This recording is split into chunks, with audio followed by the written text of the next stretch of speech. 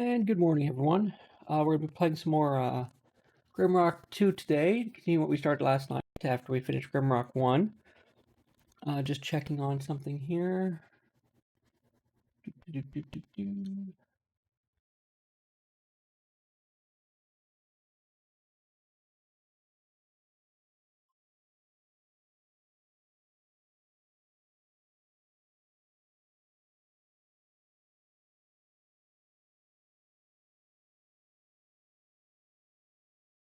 Something deleted our saved games. I had 3 saves in this.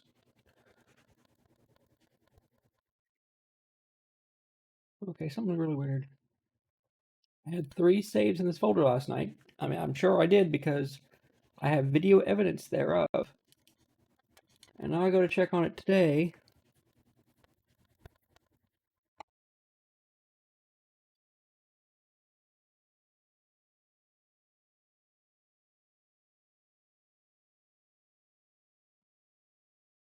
And there's no content in here.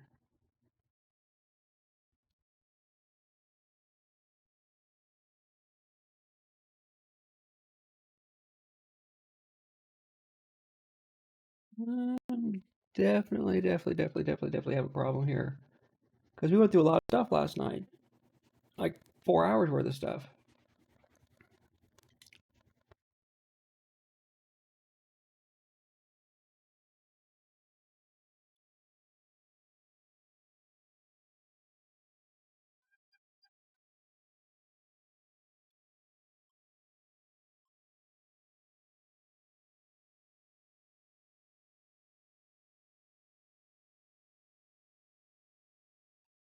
Okay.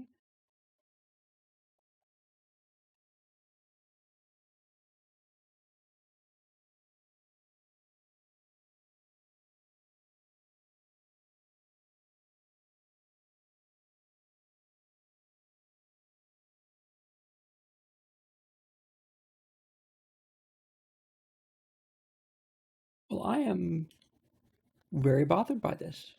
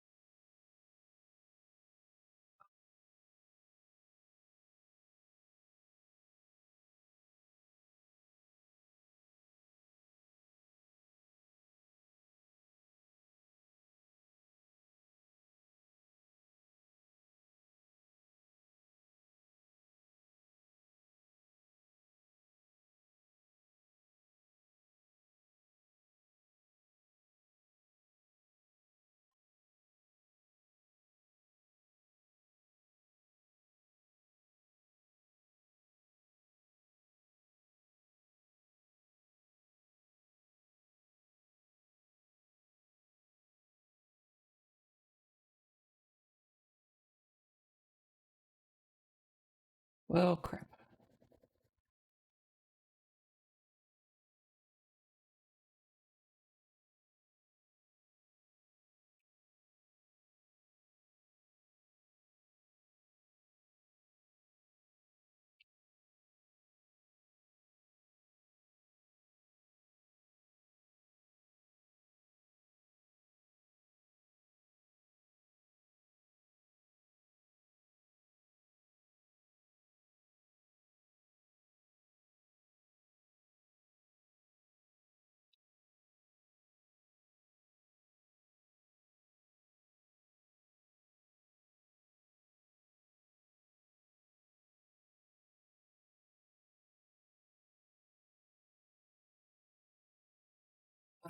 I'm very disappointed.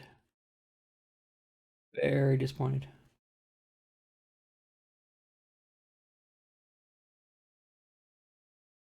Okay, I guess we'll be starting over again with Grimrock.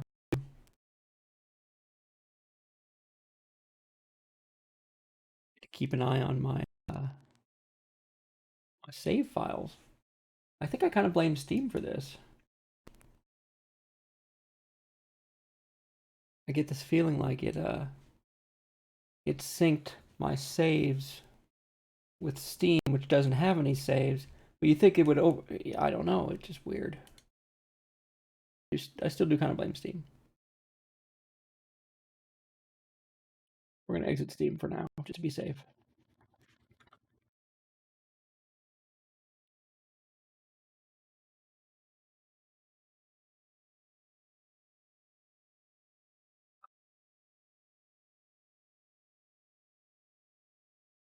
So, well, I guess we'll be starting up a playthrough of Grimrock 2 today. I'm gonna keep an eye on that save folder though. I'm gonna keep that open somewhere. So, Grimrock 2. Let's see. We did learn a little bit last night. In that, if you're gonna have a water mage, it's got to be with something, probably with earth. Um, so I did have to screw around with the save file a bit last night, but unrelated to this because everything was backed up. Of course, the wrong location, I guess.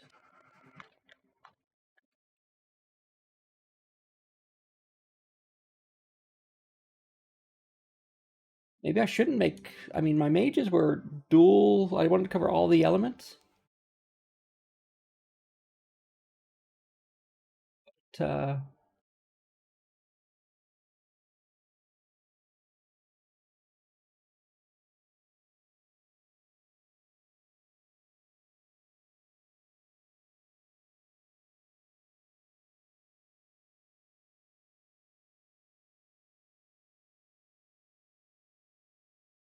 it looks like water is mixed with everything else. So if you want water, water spells are all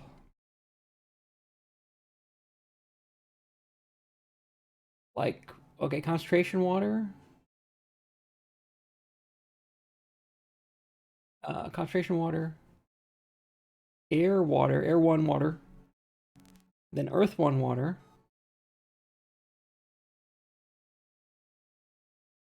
Yes, you'd want water with air and earth, but then you've got fire spells. It's just fire. Oh, fire and air for fireball. Okay, so everything is kind of a mix. Now I feel stupid.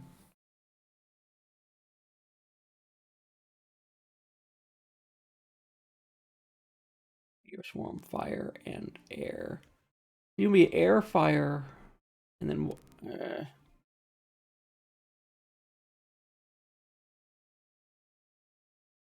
things just take one.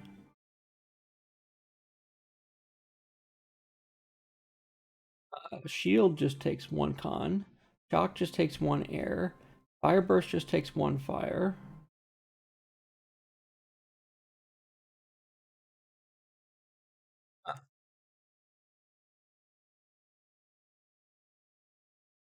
Use of Constitution you can have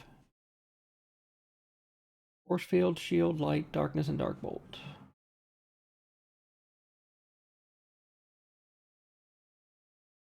Looks like everybody needs Constitution, or not Constitution, concentration. So you definitely want to pump up your concentration.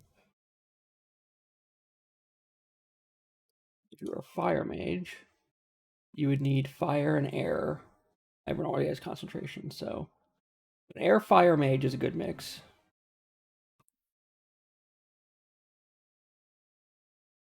All the air spells are just air by itself, so someone could just be an air mage. If you were an air fire mix, to get the best spells, you need 3 air, 5 fire. For a water mage, you need water, 1 air, 1 earth. If you want to do all this stuff.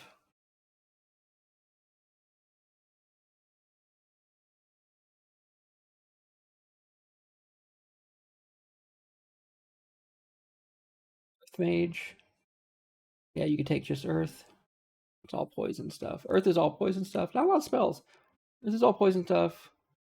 Air is like a lot of lightning stuff.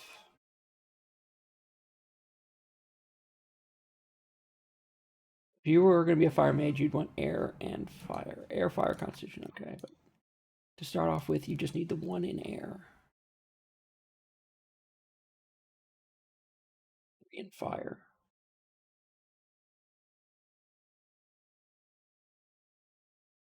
Air and 3 in water for Frostbolt. You were water, water, air, fire, air. You could dabble it in earth. Then if you had that one air, you could do shock until you got your water up high enough.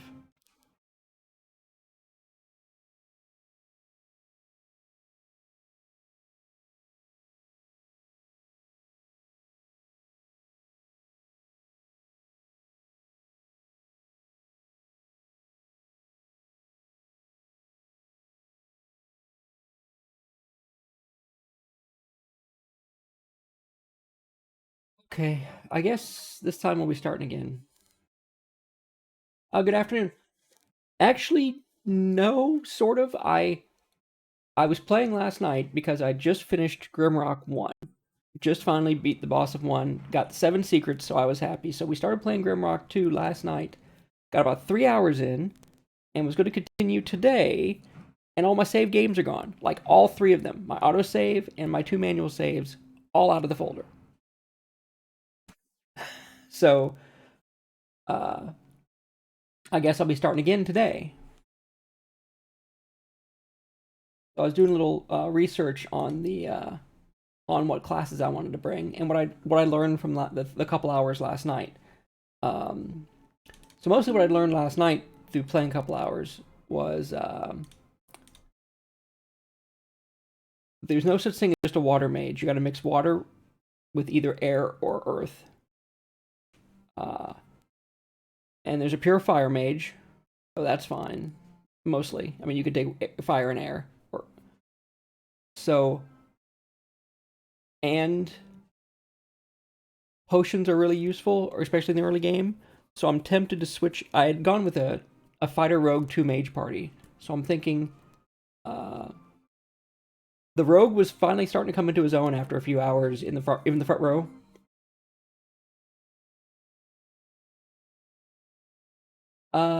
Yeah, I think it's Steam as well, actually, because I own the game in Steam as well. I think Steam tried to sync the saves, and I had no Steam saves, so it just cleared out the folder.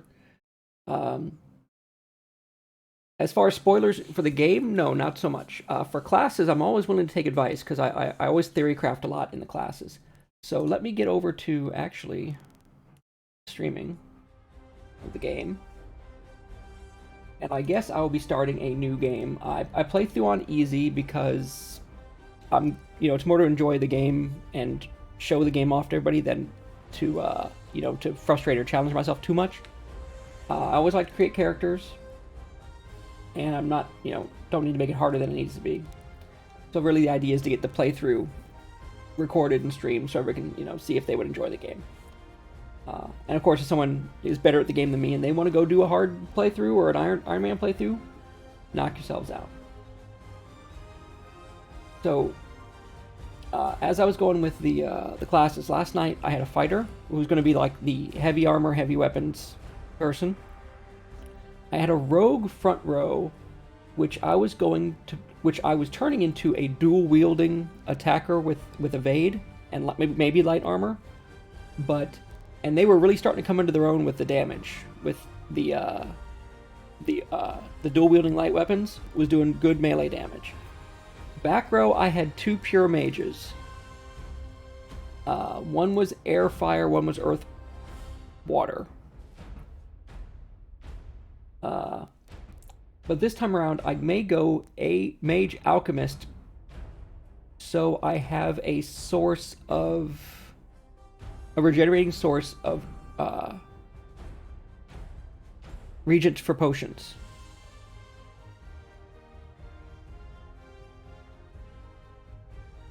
Really? Oh, the wheel didn't work out, huh? Because it was seriously, I mean, I was like, it'd be like 20, and then my heavy weapons would be like 5. And it was just, the damage was, at least early level damage seemed good. But I can see that point.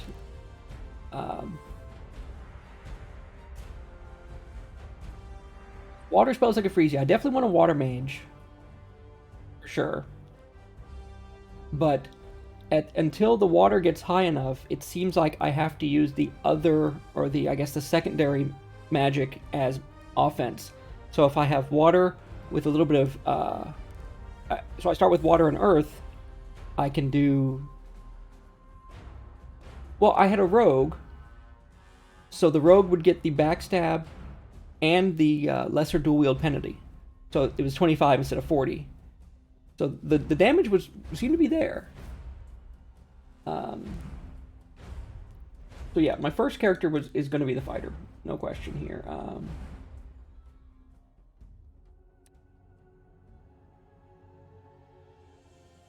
Actually, our knight. I chose a knight because of the weight equipped, because using heavy armor and the weight equipped of heavy armor is 50% less. So I was thinking knight was the way to go for my front row.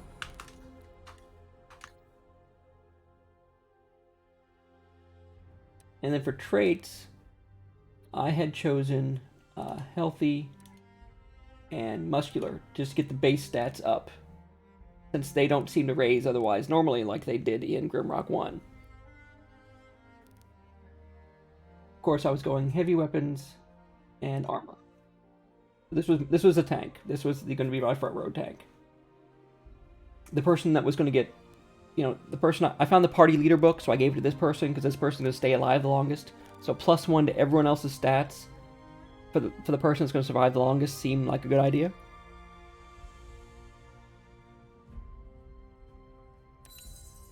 Second row, I'd actually chosen... That's where I'd chosen the Lizardman Rogue to go dual wield. And with all the resist they had, they were almost like the magic tank. Yeah, I did a Minotaur with Headhunter in Grimrock 1, and the biggest complaint I had about them was they were going through food so fast, even with the gear that lessened the food penalty. I didn't want to risk it this time around. I wanted to have more time to explore and less time to less food worries. What I'd done before was last night I'd made a Lizardman Rogue, and that had given us the less dual wield penalty. And then I was going into light weapons to dual wield and dodge for the evasion and for the cooldown, the action cooldown action bonus for the faster attacks.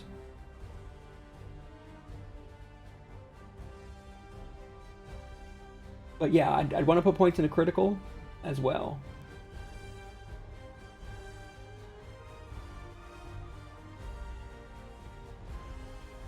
Yeah, I imagine so.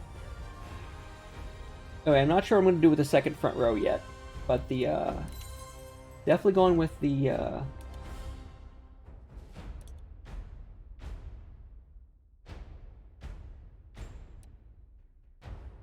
going with back row wizard.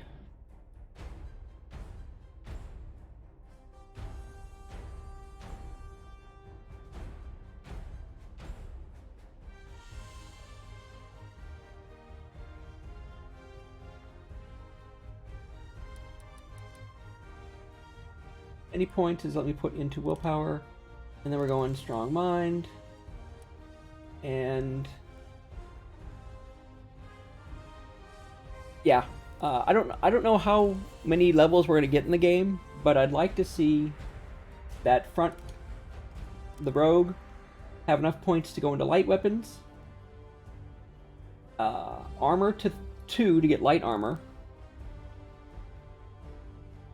and then some points in critical and dodge, and then have a dagger in the offhand for that backstab, and then the main hand just be like a light weapon, any good damaging light weapon that goes off of dex.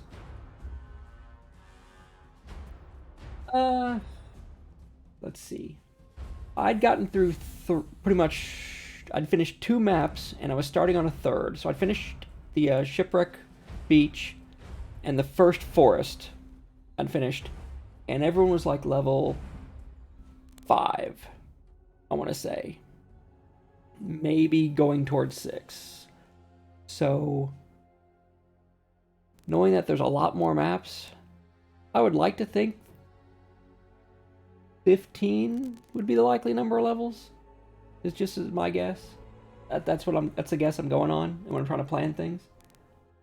So like I figure you could max out 3 skills, or go 2 and then 2 half its.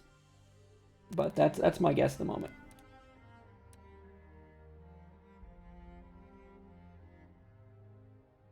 You don't really need accuracy for spells.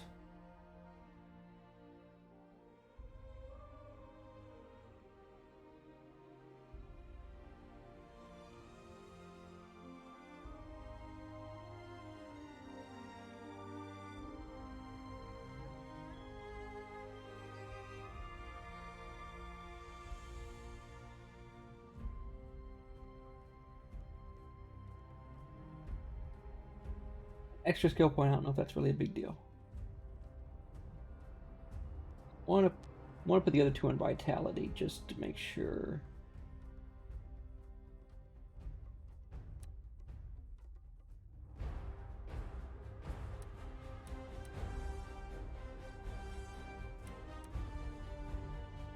Five, then 3, 2, 1. That'll get us through that.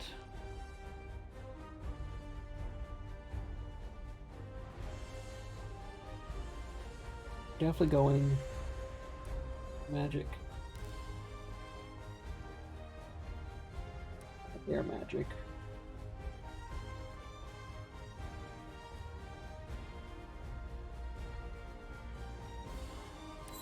Okay, this one. This is one where I was thinking maybe alchemists, but they would also be one of the ones doing the other kind of magic. But the big reason I want alchemist is for the herbs in your inventory.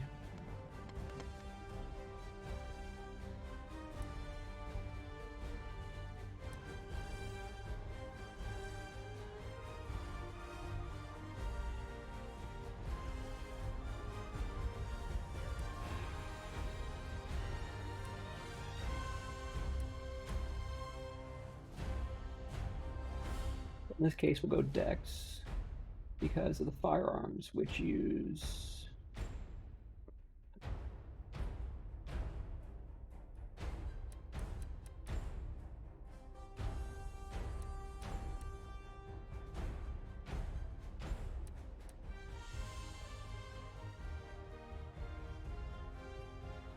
in their case magic and earth to start. And then, like I said, with the rogue, I really thought the my weapons. We need to get them in light armor as soon as possible. Traits, agile, and endure elements seem like the big thing. So basically, with the lizard man, we've got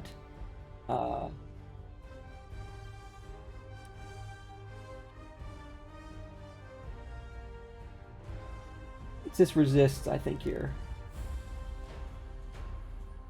I'll bring this up to 0. So, yeah, at least 50 resist in everything. I mean, it's hard to not.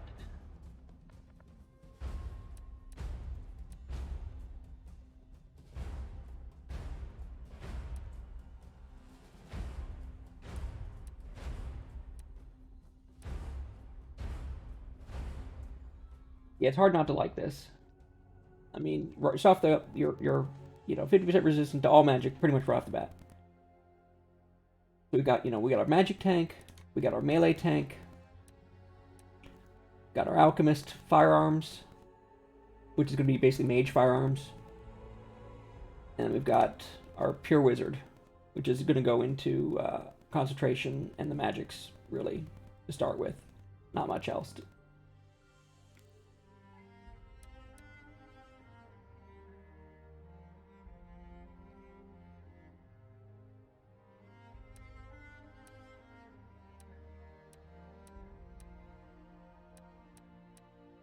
I think that's a slightly improved version of what I started with last night. At least I think it's slightly improved. More toward what I learned from playing for those couple hours.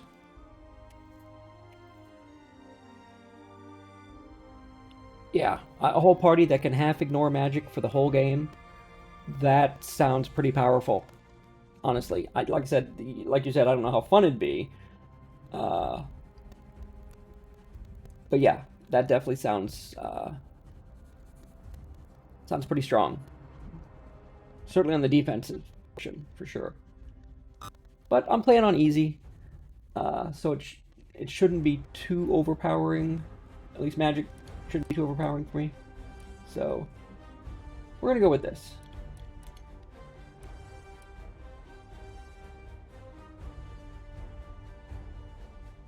Oh, I do? Oh, okay, we definitely want to spend those.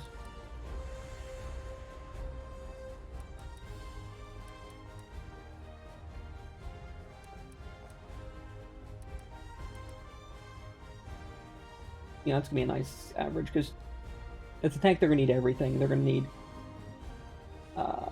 dex for extra evasion, strength for carrying capacity and damage, vitality for hit points, willpower for energy for using their skills.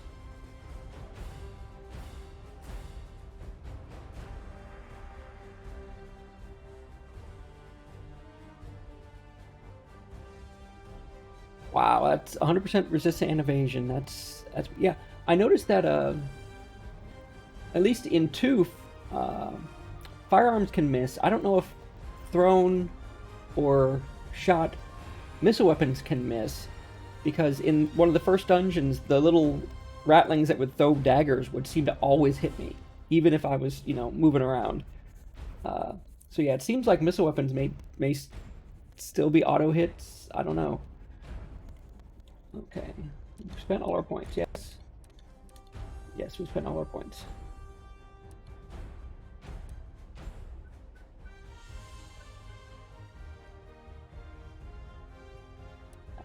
Not there. Everything's spent now. Skills, attributes. Everybody's got the traits. Okay.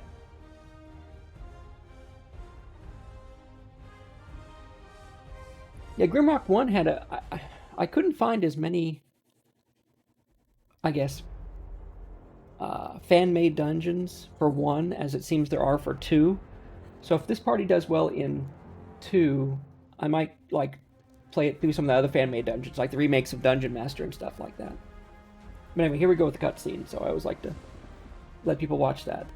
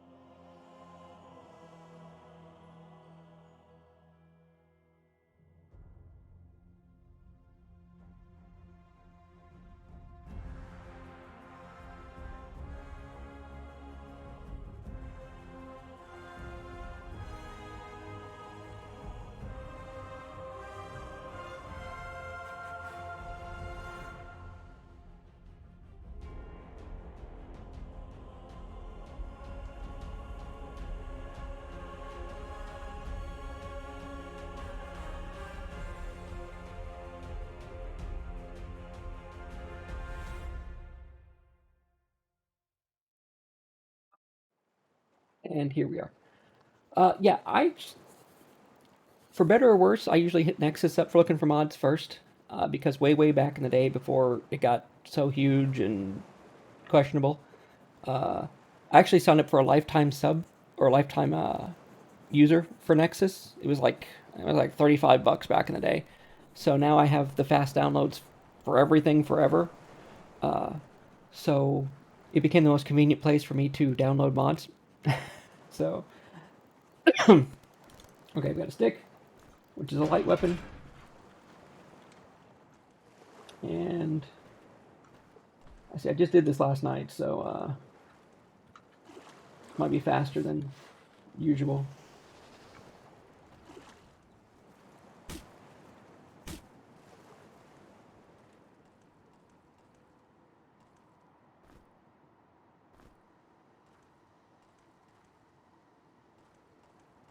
I also do like to map out the whole place every time. Sometimes there's stuff in the water you can miss as well.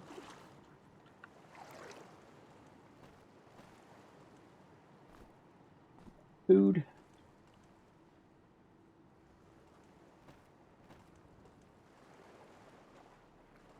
I'm disappointed that you can't just like pick up the little crabs as they're running around. That'd make for some great seafood.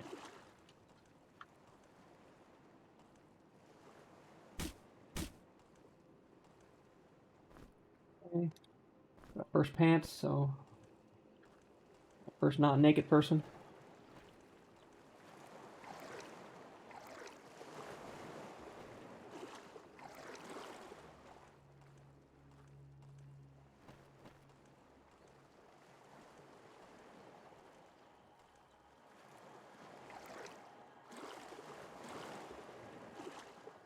Got first heavy weapon.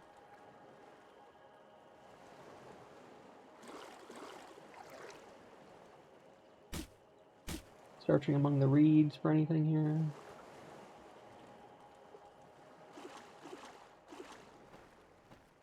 As far as magic goes, okay, I need to get something that can, before the alchemist can actually cast magic, I need to get an item. Since they're not a straight up mage, they can't cast directly from their hand like the other ones can. They're going to be guns and thrown items for the short term.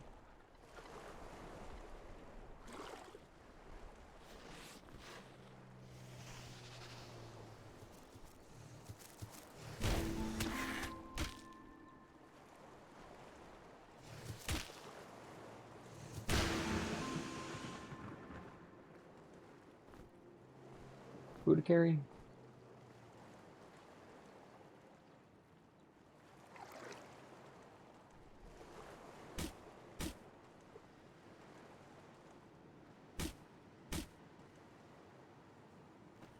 Okay, looks like we cleared this area out pretty well.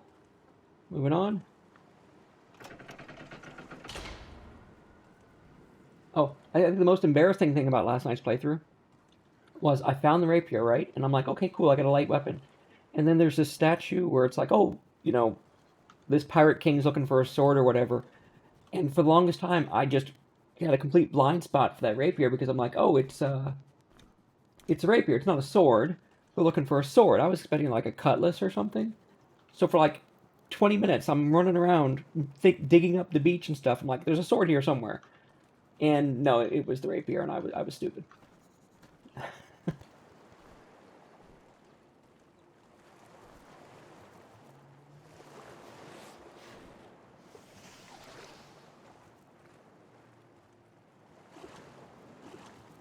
Oh, back up.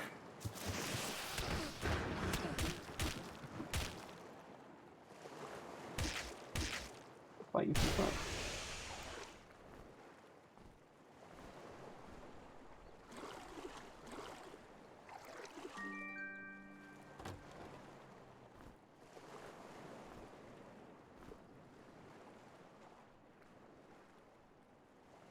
Yeah, I thought about that. That kept me from actually using it in the water for the first time. But then when I did, I didn't take damage. I'm like, oh, yeah.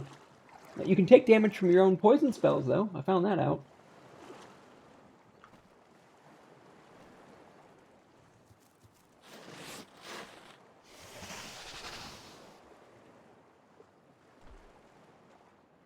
Really?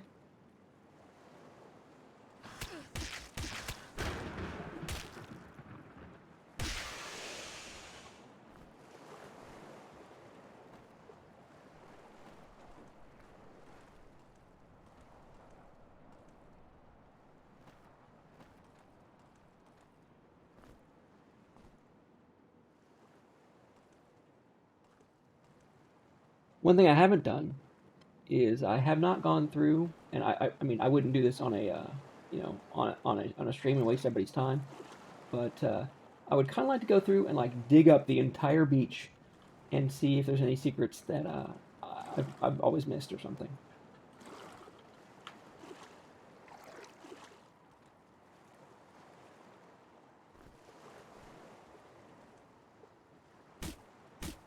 Once I find the shovel, you should just dig everywhere.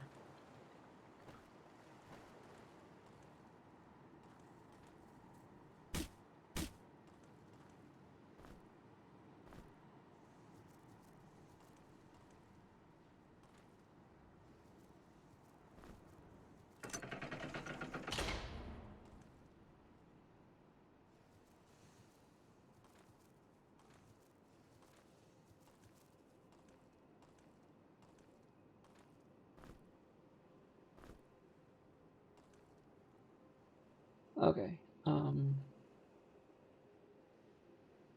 Probably a way to do this.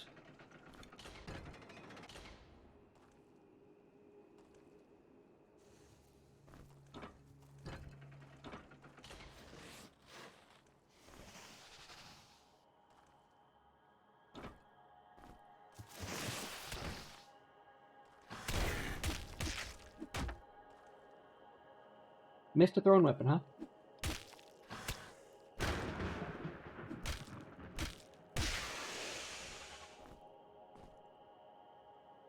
I knew there's a way to do this and get both my rocks back.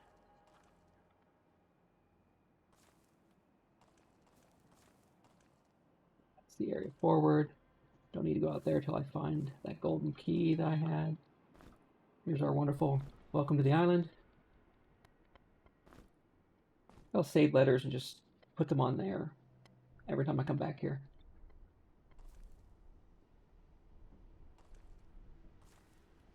More turtles. Throwing knives. You're probably better than the darts right now. We'll save those. Let's see. Strength. Dart strength. Yeah, all throwing weapons are strength, so that's just going to be temporary for us till we find firearms. Got a first crystal. Some more food.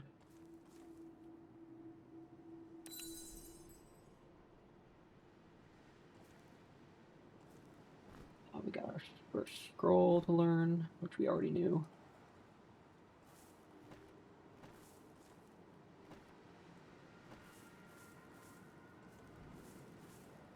And you had this little hidden statue back here. This one also can use the rapier to open up something.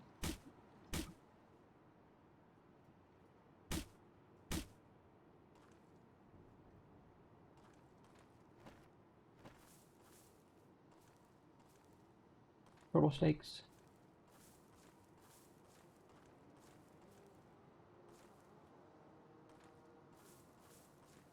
Ready for the turtles. Let's write this one.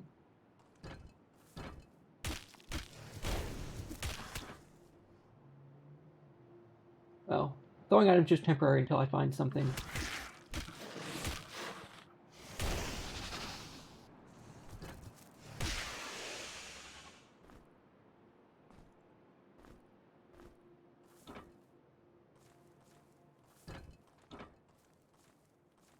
Just mapping the area out. Okay.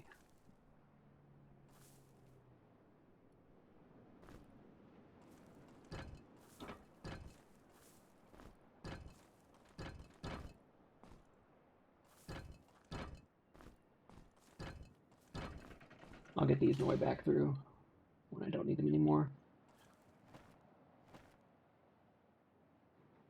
I wonder which uses less. That's probably a good test. Let's use, okay, 74 energy, 55 energy.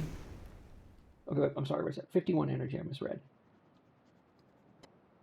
51 to 27, so 24 for the, about the same, about 24, 25 for each single spell. So it really doesn't matter which one I use.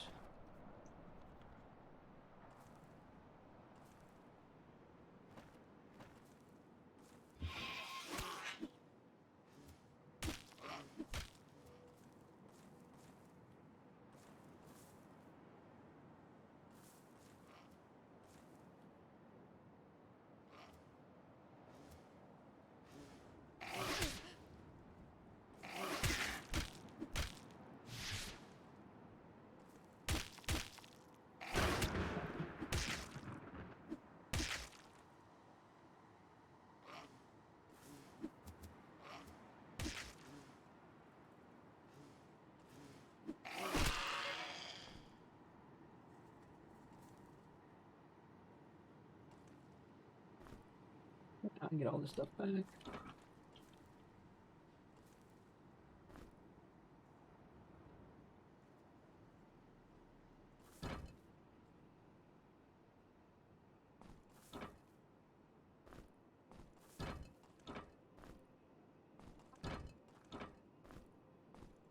Okay, we'll put the darts in the offhand.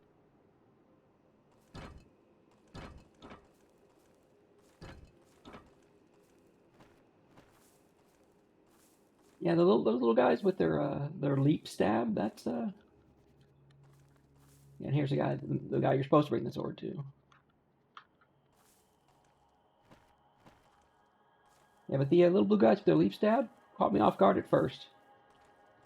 I suppose it's no different than a charge, but yeah, it definitely felt different.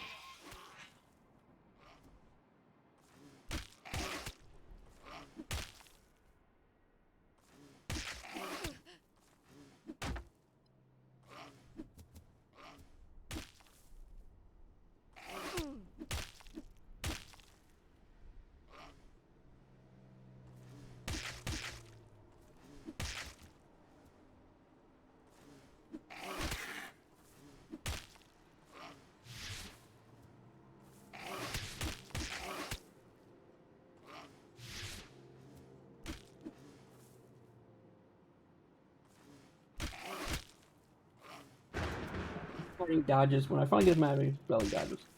Okay. Oh, the pirate captain. That is his name, if I recall.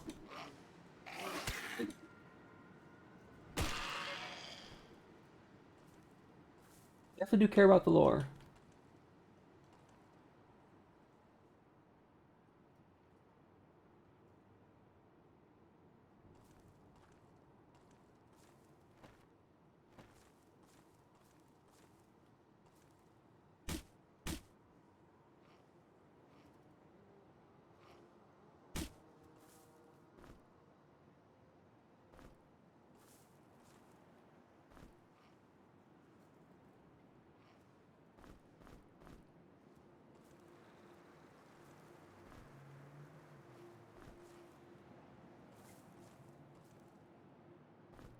Yeah, we're collecting alchemy stuff.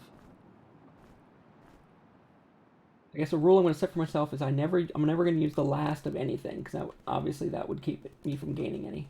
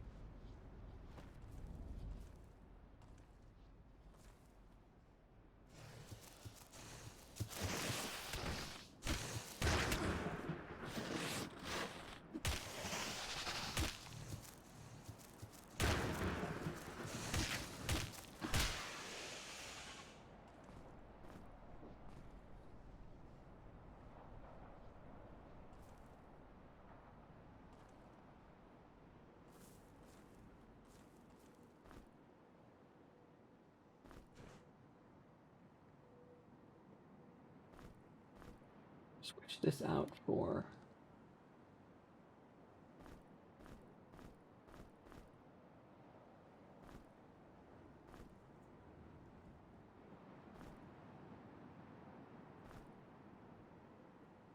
dex weapon on this character, which is going to be better because they got higher dex than they use strength, so that'll do better damage from the back row.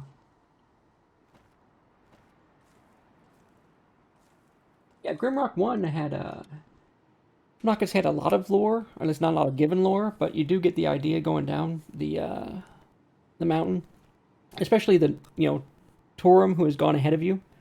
Um, Pretty good. But I mean, you know, it was obviously this repurposed dungeon. You know, it was something to contain the cube, and then they just turned it into this gauntlet just to throw people in a grinder. They never really explain who keeps resetting the dungeon, though. Ocean. There's going to be a light weapon with a stick. I'm sure. It goes off a dex.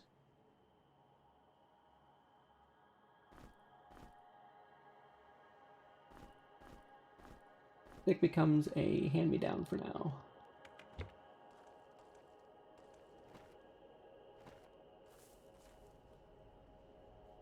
Purpose that to lightning because we're going to go deal with those blue guys.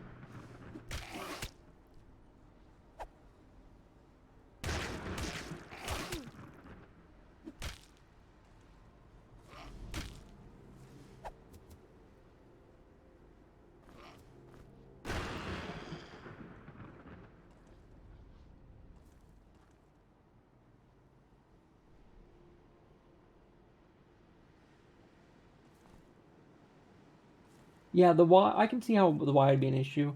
I mean, they did touch on it during Grimrock 1 because Turum actually says somebody's going around and doing this. But yeah, they don't really explain the why. We're gonna put this in the arc. Once I establish like a certain, like, say I fill this bag with food, I try not to use the food in the bag. I try to, maintain, start collecting a stash just in case.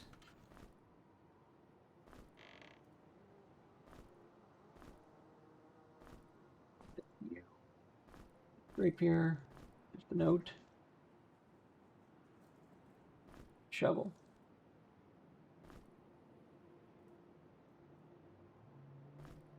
Use this at 1. Save that. Box. Put on some. Someone up here the box just in case. Box of scrolls. Why not?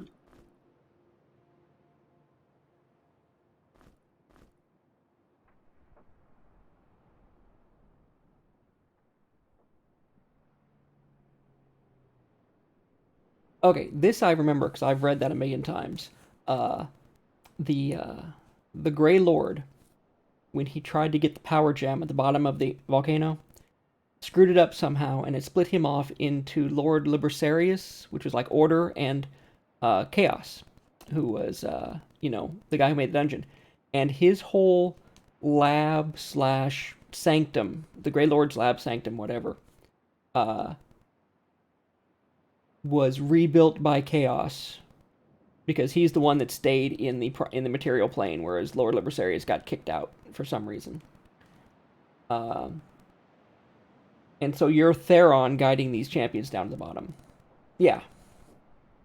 So that's why that happened. Now, why stuff never got reset because, well, it kind of did get reset because when you show up as Theron, supposedly the Lord Libersarius Solus had already sent down a bunch of champions into this dungeon, but they all died because they were greedy or whatever. So the group being led by Theron, with Theron in charge, even as kind of a ghost, would be able to guide them around those problems and eventually beat Chaos. And actually, there's 2 endings to Dungeon Master, which is kind of weird. If you get the power gem and take it to the beginning of the dungeon, someone will show up and kill you and take the power gem and supposedly go do what you're supposed to do with it. The front door will open. A guy will be there who's Yeah, so Theron. I think it's Theron that actually is there, and he'll just double fireball you and take the gem. So, um,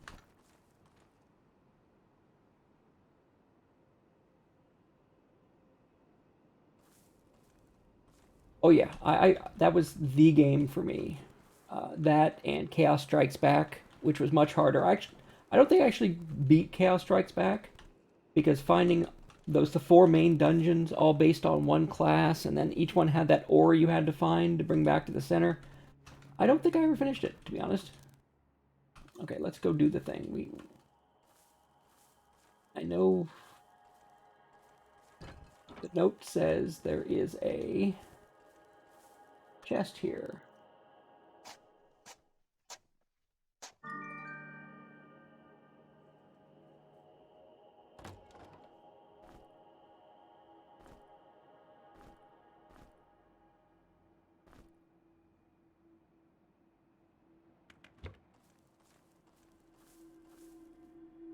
And then Eye of the Beholder, I've beaten Eye of the Beholder 1, and I think 2, but not 3. That was the Ruins of Tirnor that was like had the kind of outdoor areas, sort of like Grimrock 2 does.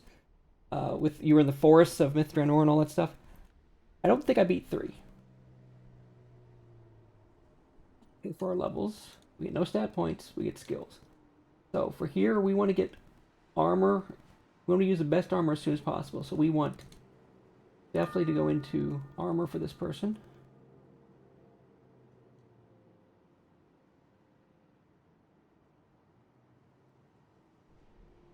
Oh, actually, if we're talking about Dungeon Master, don't the master levels become levels based on the spell icons? So there's low master and E master and up to Mon master. You know the triangle master version.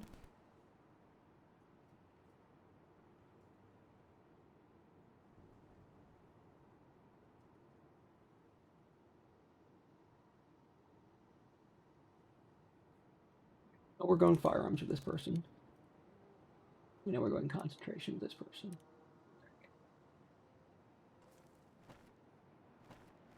So yeah, that's it. Up to Mon master. Yeah, I think when I originally beat Dungeon Master, I had uh, a bunch of the equal masters, which I think was E. Um, oh, that's right. Got this over here too. But yeah, it was always fun to get the gem, get the staff, put the staff in the gem, and then go run around that huge floor with a dragon and on and run around that huge floor with the dragon and chaos, trying to get him into the flux cage and fuse him to win the game.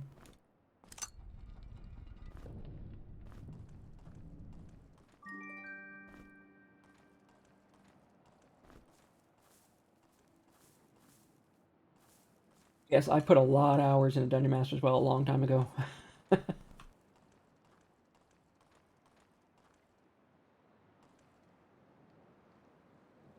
Yes, the Screamer Room. I pretty much would live there. I'd sit in the Screamer Room and I would put a bunch of stuff on the ground and I would constantly pick it up. Though I'd have one person be whoever the leader was. I would have him. I'd put like a stack of things in the ground and pick up, throw, pick up, throw, pick up, throw, pick up, throw, pick up, throw, pick up, throw for like tens of minutes, halves of hours, hours on end, just to get the ninja levels. And then you'd have just cast a bunch of high level priest and wizard spells that you couldn't actually cast yet, just to get the practice in. Then you sleep, kill the screamers, eat the food, drink the water, and do it all again.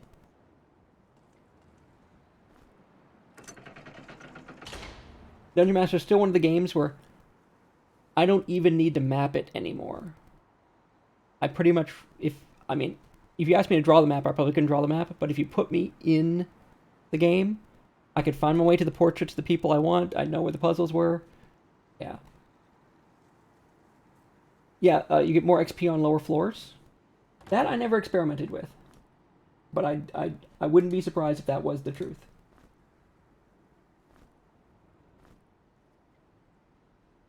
Here are these two. Permanent strength point. Probably best for the knight who is needing to carry the heavier armor. Because the lizard man is using dex weapons, so...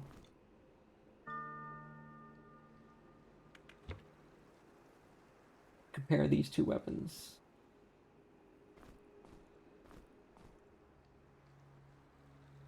The Atari ST version. I had a 520 ST back in the day.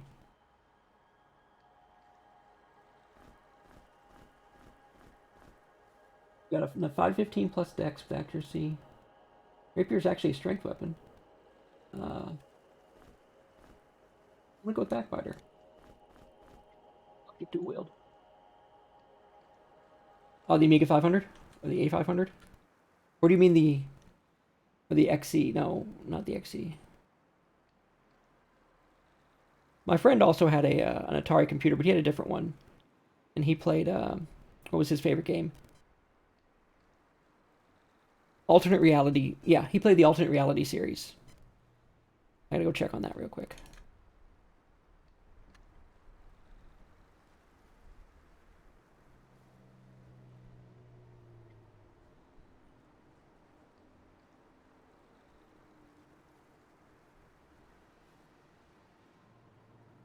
Yes, the Amiga 500. My friend James had an Amiga, and he played a lot of the same games I played on the ST. But I think Commodore had more of a user base, so there were more games beyond what I had. Um, yeah, so my friend James had an Amiga. Uh, my friend Charles had like one of the earlier Atari PCs, not like the ST that had the whole GUI, but he had like a more command line Atari computer. And like I said, it was more of a like an Atari 400 or something like that. I want to say, looking at the pictures. But yeah, it definitely wasn't an ST. But he also played. He was more into the like alternate reality games, which were very much like Bard's Tale, like so much like Bard's Tale. But it was one of the first game series that I saw where it had the export and import of characters. There were like 7 games in this series, and it was very much like Might and Magic, where you start out in this like little dungeon, but then your world slowly gets bigger and bigger and bigger, and then you end up freaking in like you're on a spaceship somewhere. It was a lot like Might and Magic, but you could import your characters as you finish each game into the next game. So you could actually, if you started, some earlier characters. Yeah, I did not have a dragon. I've never heard of the dragon actually, but I had an Atari. I had a Timex. That was the Sinclair, the ZX series, I think. Never had a Commodore. Had a TRS-80. Had a Trash 80. Then for all that, I got into PCs and bought and built my first XT PC, and it's just been PCs ever since. Um, it's a shame that uh,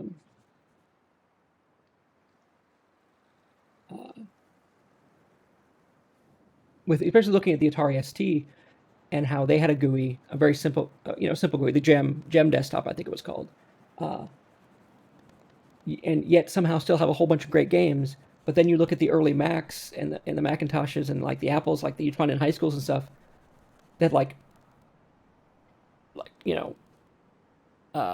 have like Solitaire and Minesweeper and Windows type stuff. There was just no good. There was so much potential there. And I'm probably sitting around here running out of food. Map this out. I know I don't need to yet.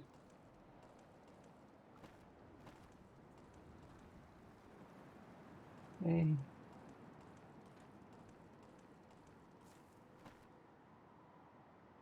I think we cleared everything short of going down into the pirate area, so we're going to do that.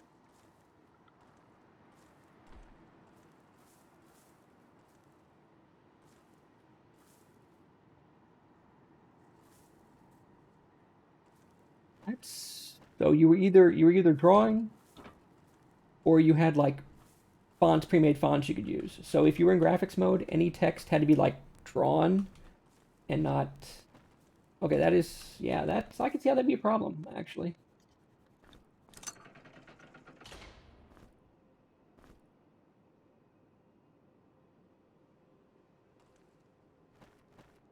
What are we doing on food, folks?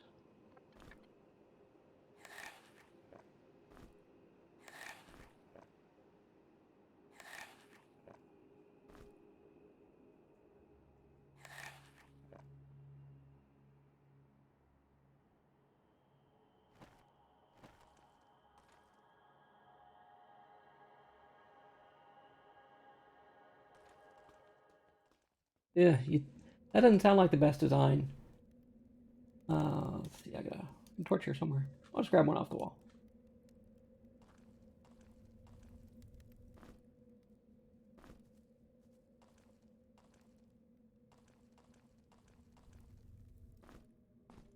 Torches along.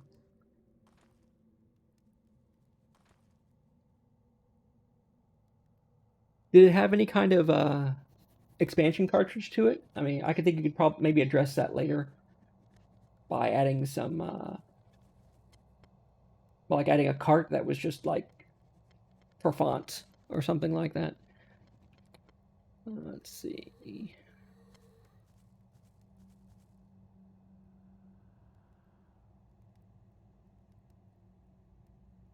Okay, where'd you go?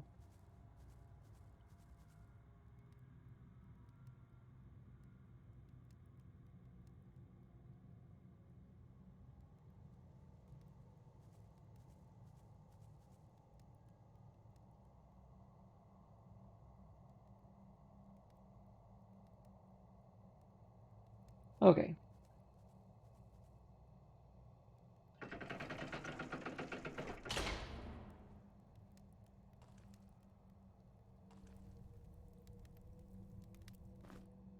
Gotta remember what the buttons looked like from last night. The earlier buttons were just like a circle, and then as the second level buttons were like this little corner piece.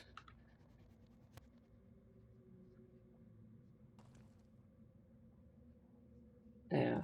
Well, it's one of those things, at least some of the dead ends still end up inspiring the things that go on, so it's not all bad. Okay, we've gained one of these, because I only picked up 3. That's something. Scroll shock.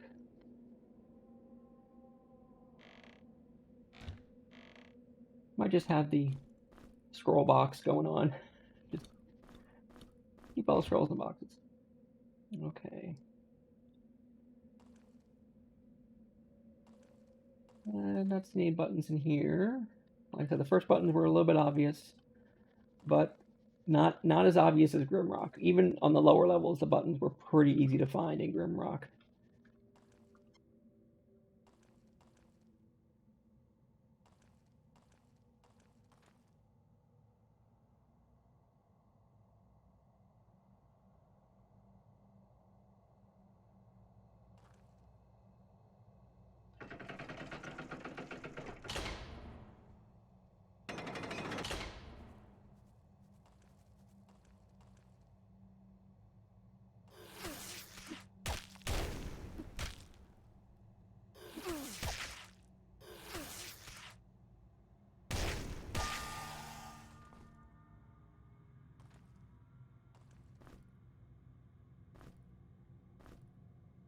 And for him, all right, I want to get him light armor right off the bat,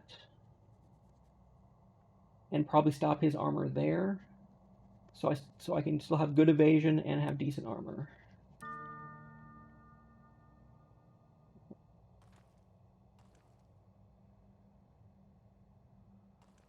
Oh yeah, the Amiga inspired so much. And heck, if it wasn't for the Amiga, we wouldn't have Babylon 5. Definitely can't knock that. Yes, I did notice. Actually, that when I started playing last night. I normally I don't use the poison spells because I never thought Earth was a decent set of magic. But then last night I noticed like almost every living thing takes red damage or extra damage from poison. The wargs, the turtles. So I started using the small poison shot a lot. But yeah, the fire against the undead, the lightning against the little blue guys. I did notice the. But yeah, that is something that is not in Grimrock. Yes. Okay, we got our first firearm. Means we can put our sling away.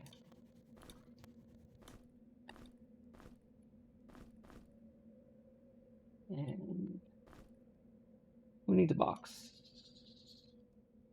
Yeah, we'll just make a box of throwing items. I'm just using the box. It's just for organizational because, unlike Grimrock, it seems like things weigh less. I didn't have as much. I had more trouble in Grimrock 1 uh, with weight capacity, it seems.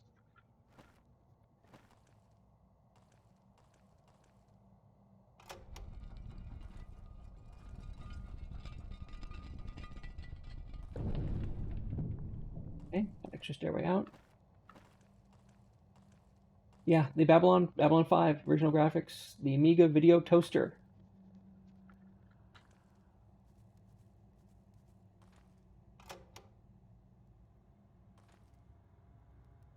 Oh, that's right. Door. That closes the door. That opens the door. More torches.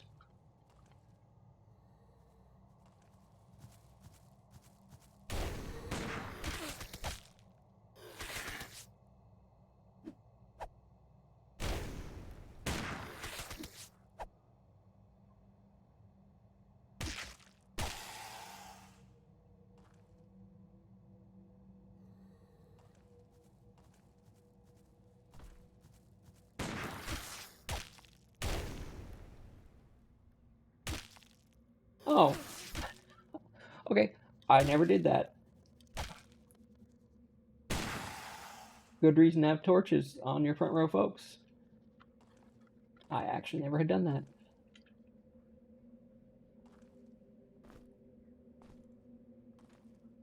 I mean, I knew they were swingable weapons, but I just never bothered to swing them.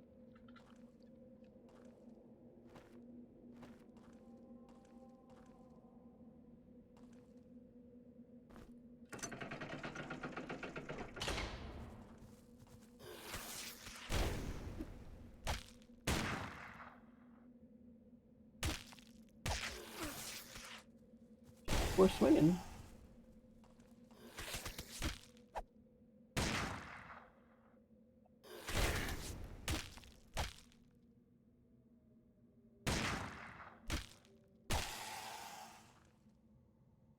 I wonder if hitting things with the torches lowers the torch lifespan.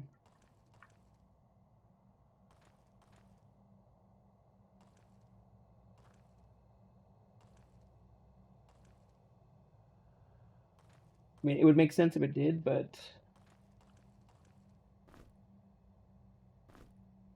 I wonder. Okay, let's go check out that secret stairway that came through, and then we'll go through the main stairway.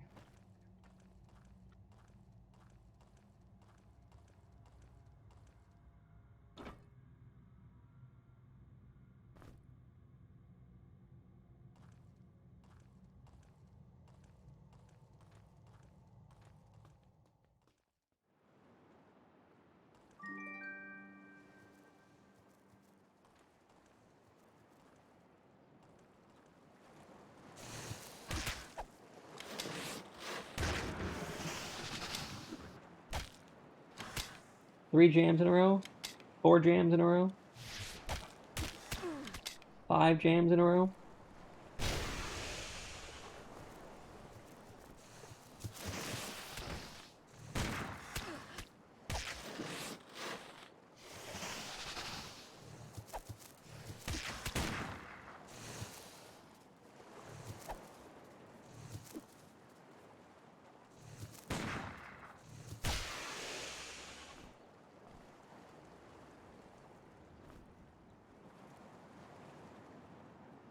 Okay, that's good.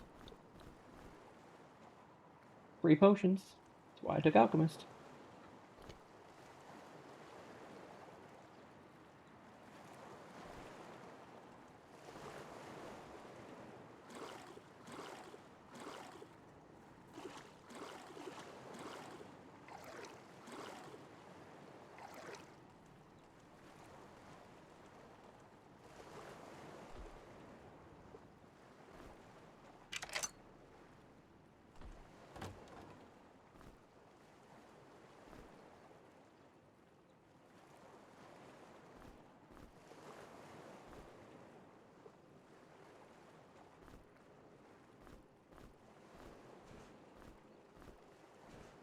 Bag full of turtle.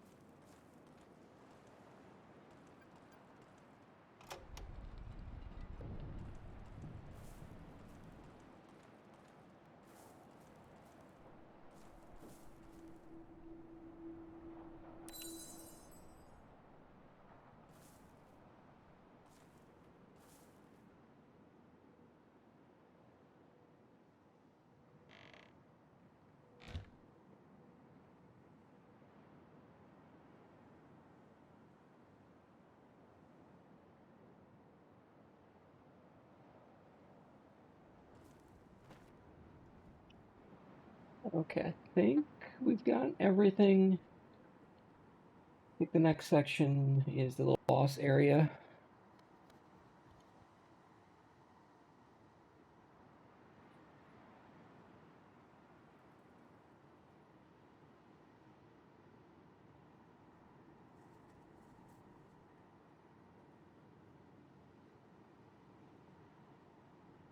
Yeah, I guess that's it. Nothing else in here except the bosses.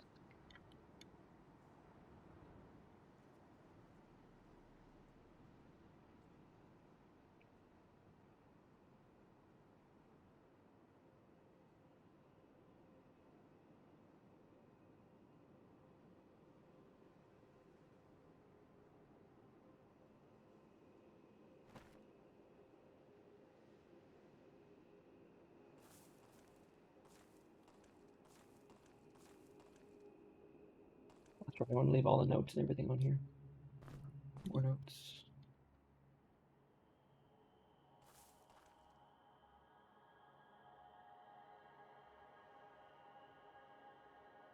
Yeah, the tentacles coming out of the grates. Yeah, especially once you got the hammer to freeze things, a lot of stuff became a lot easier. But yeah, the first time they jump out at you, they're kind of scary, but then you're like, oh, they're kind of restricted to just there. So we're probably going to use the torch again.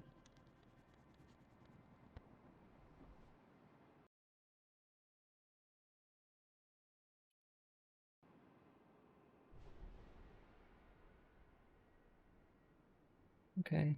Yeah, I'm checking just to make sure, and my save files are in the folder like they're supposed to be, so I'm not quite sure what happened last night. Yeah, but you could, I mean, but not every grate was one of those things. But in Dungeon Master, yeah, they were like, I guess, the little fire pits in the ground. You pretty much knew one was going to be there. Uh, but I do remember that, yes.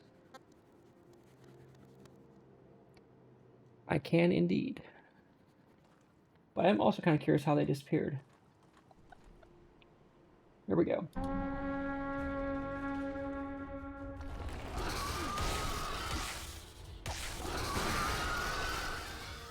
And of course, the torch starts to run out right now.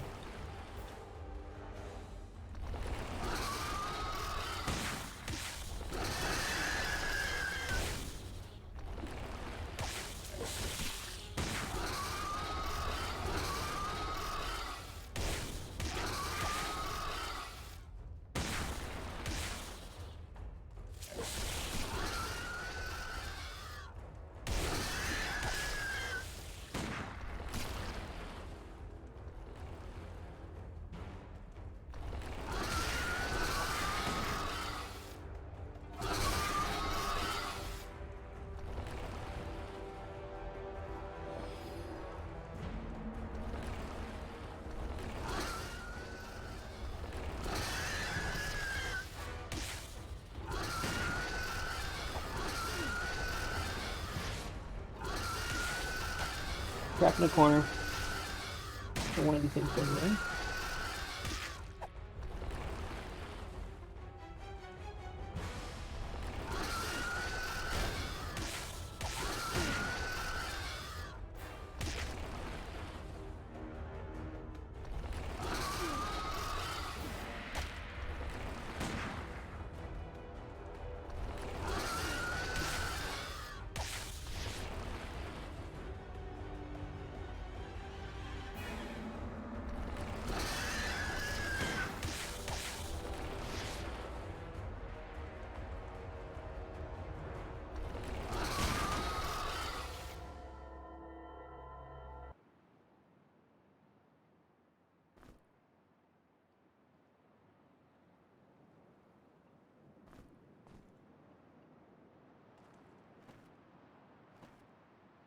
There we go.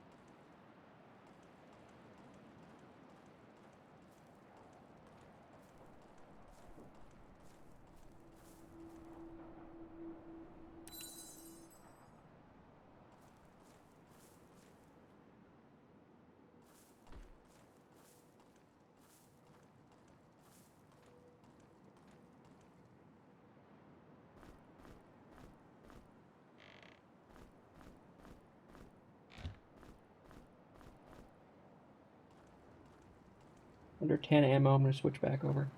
Okay, moving on to the next area.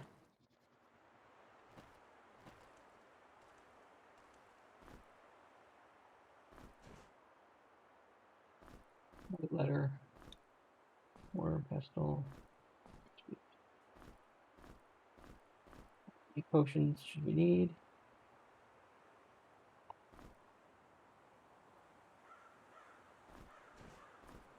Oh, the gun bag.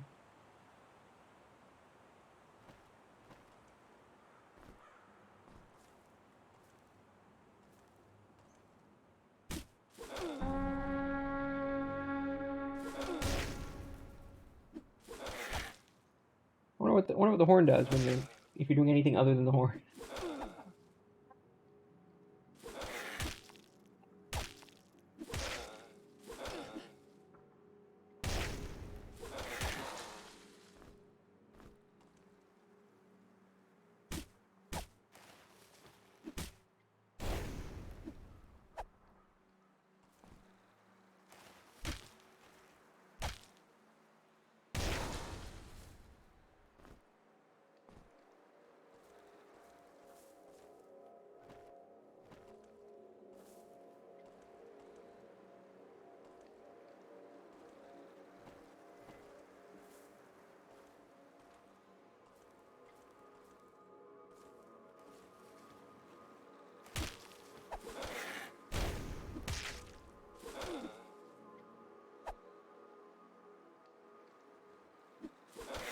I have,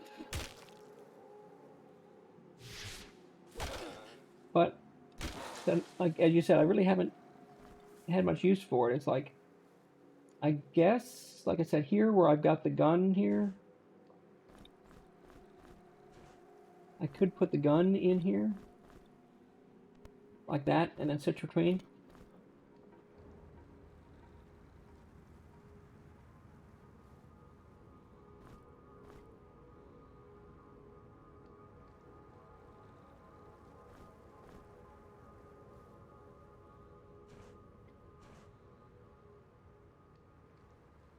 I think, I mean, for me, I mean, I could put a potion in the hand, I guess, and then easily switch hands, use potion, and switch back. That would make sense.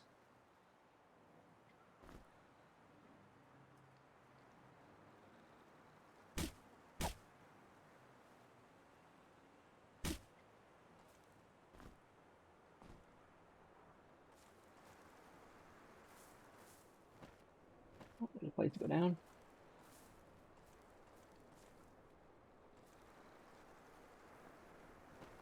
Yeah, I think it's more like just your second set of gear that's like on your belt or something that your quick set that you can just switch back to easily.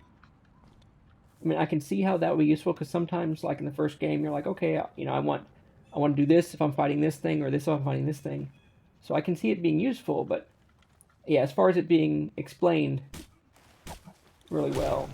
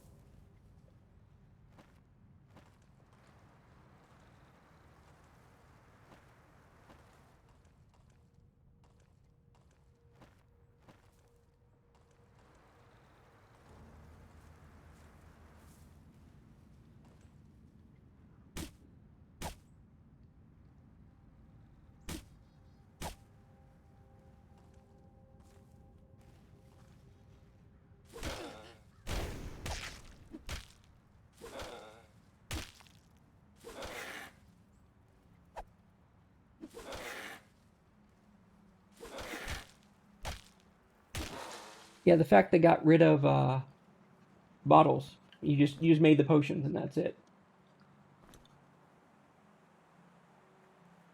Yeah, the mortar and pestle. Uh, well, in the original game, the mortar and pestle, did that have to be in your hand, or was that more of a?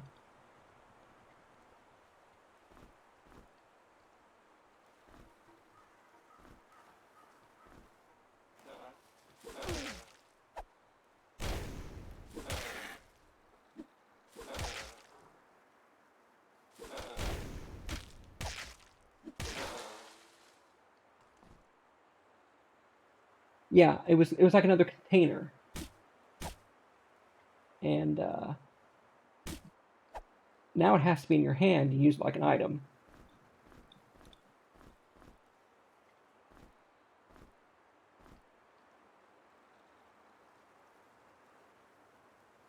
So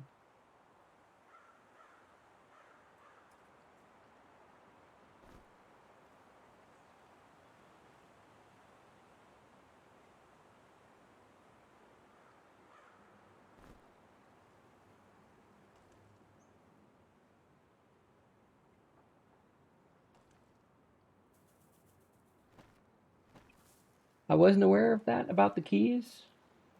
I've only used one so far.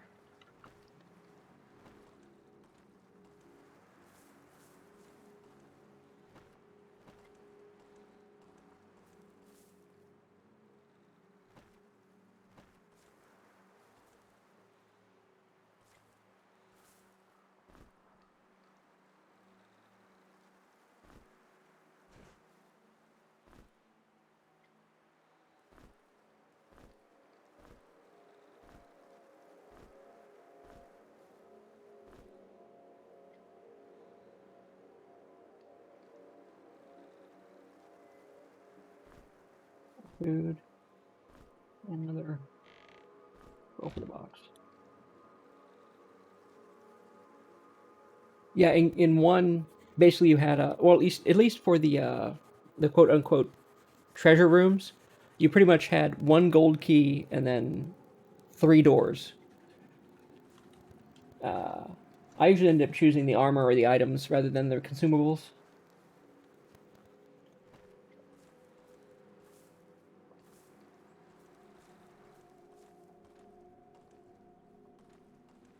So I guess you could go back to previous treasuries should it be a should you find something you really like on those floors, I guess.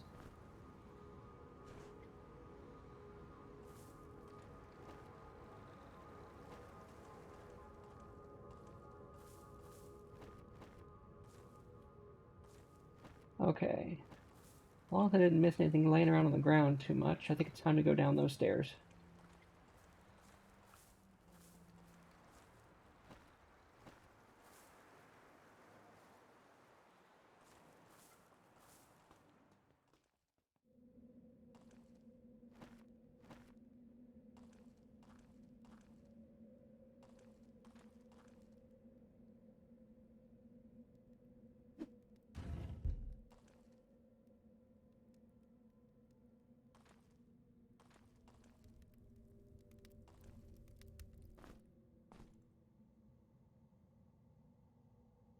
I'm not using.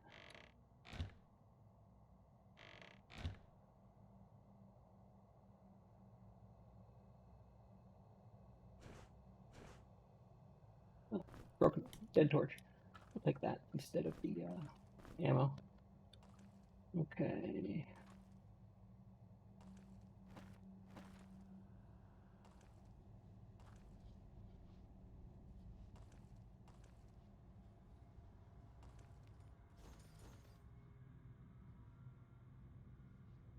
Actually, I haven't found a magic that works against these guys really well.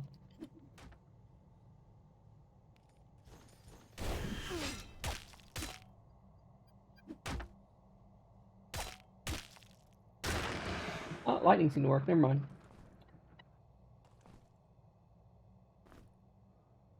Here's the $64,000 question. Is the +5 evasion worth the -15 health?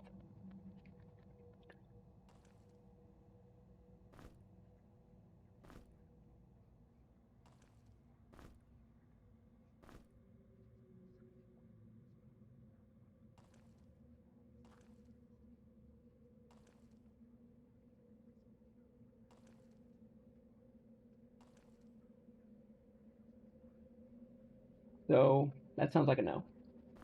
Plus, I mean, it seems like it's cursed anyway. I mean, -15 health, really?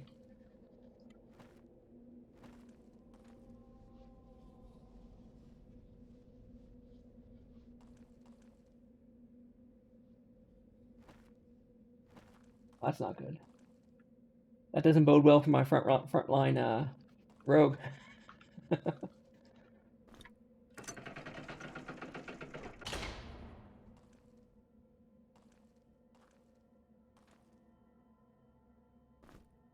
Lizard on stick.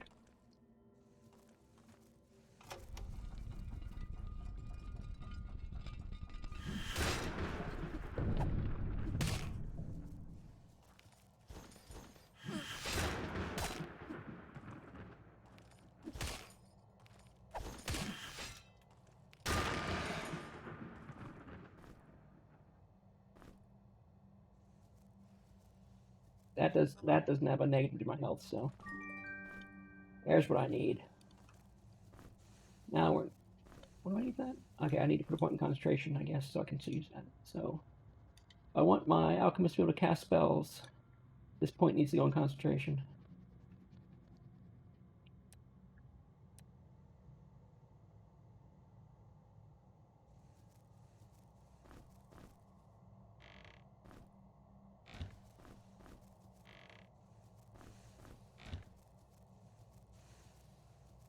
Start holding the torch in the offhand.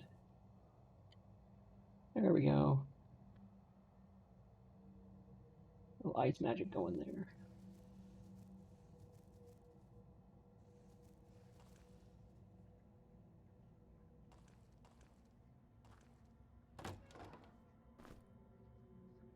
Bombs, rolls, and key.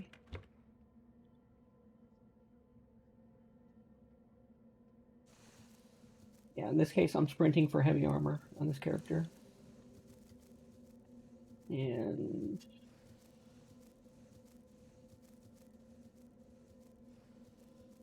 our concentration up. More energy. Okay, now we go back to the locked door we had. Do we? Oh, no, we go back outside.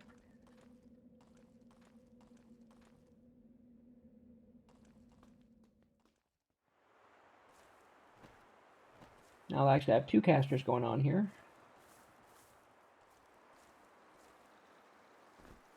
They sell their firearms in the other hand, so that's good.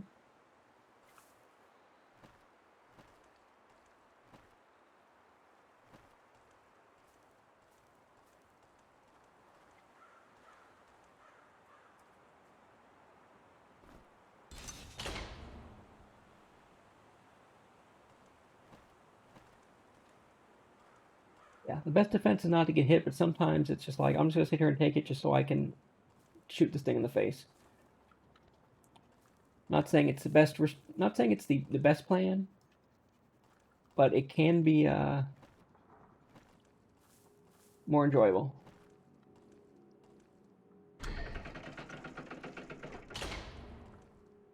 We got these things telling us stuff.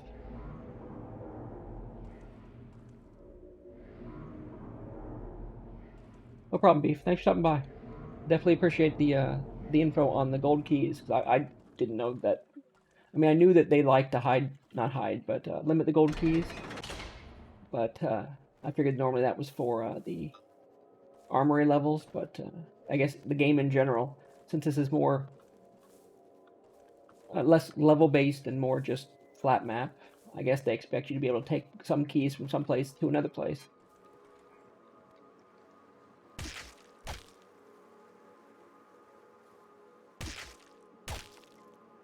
Actually, I think there were wargs over here if I remember from last night.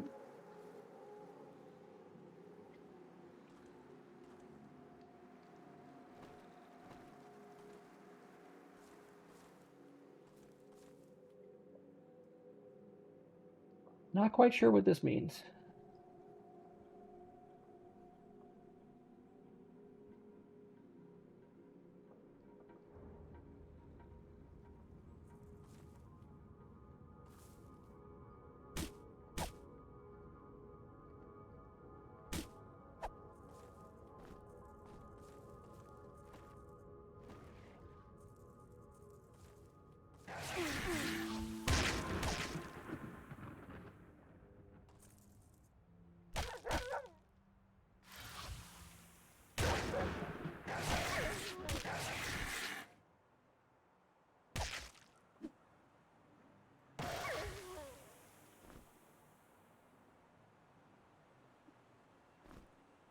Wow.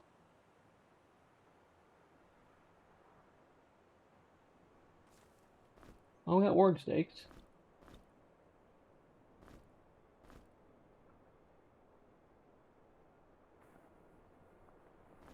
Might as well pop everybody off.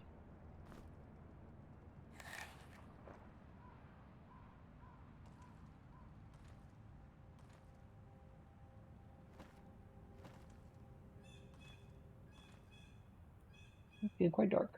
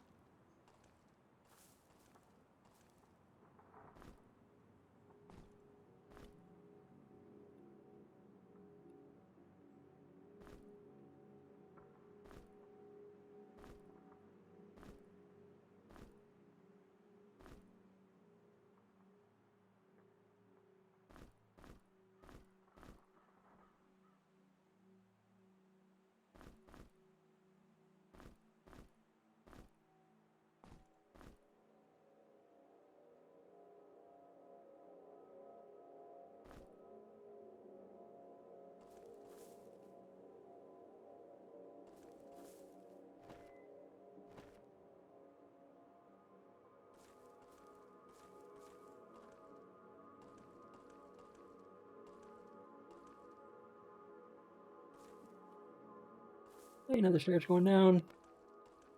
We still haven't explored everything up here yet.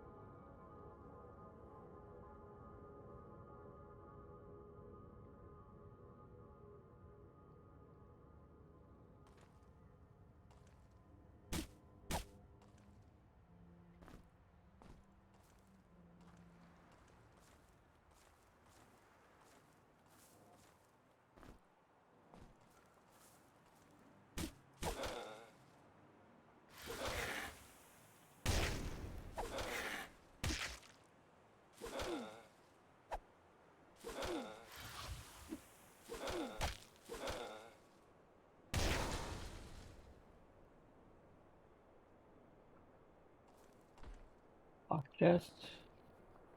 Mark that.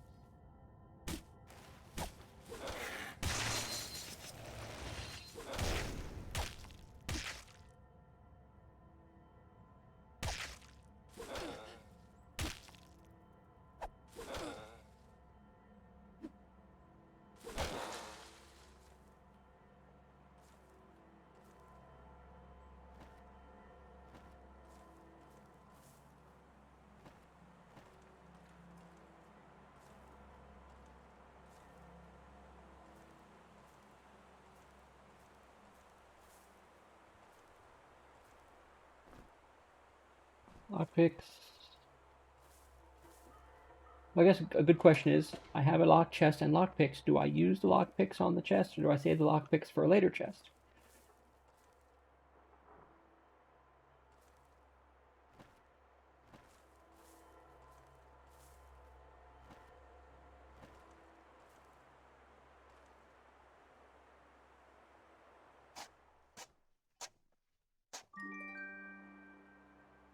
Actually, I want to use it on this chest, I think.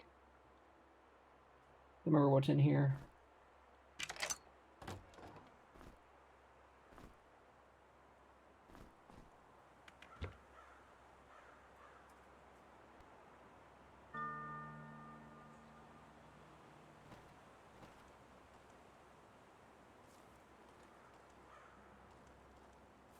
But in general, I guess from here on out, do I save lockpicks for later chests? We're not going any further that way. Hey, there's this staircase down. We're going to go check it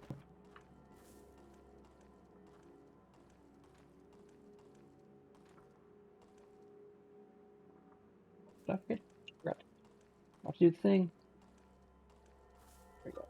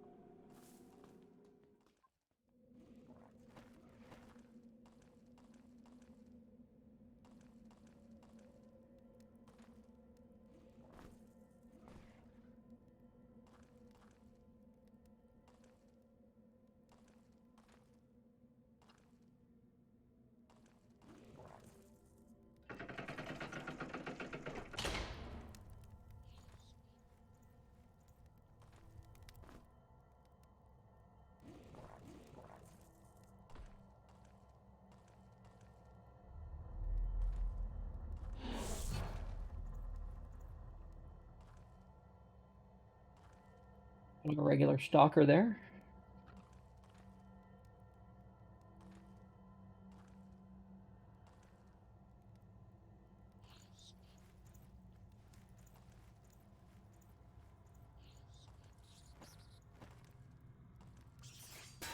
Yep. Hate that guy. This work got a little more difficult until I found better armor.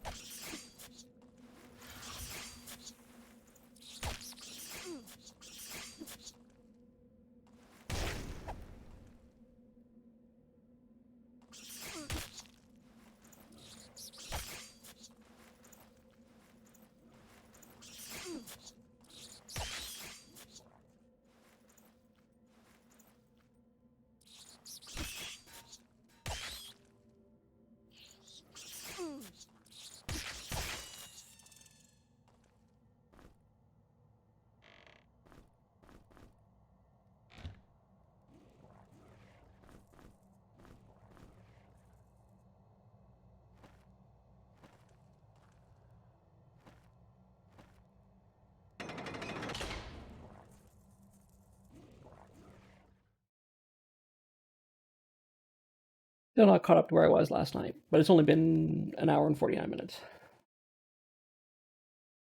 As I remember most stuff from last night, it's actually going faster.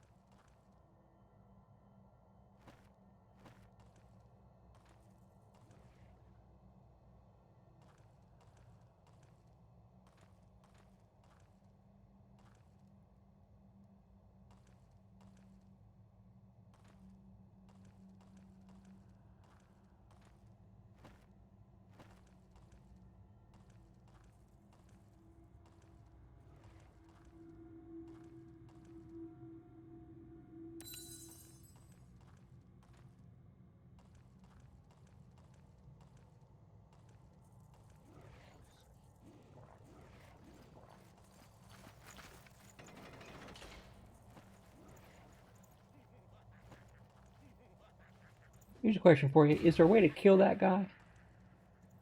The leprechaun? Even if you catch him?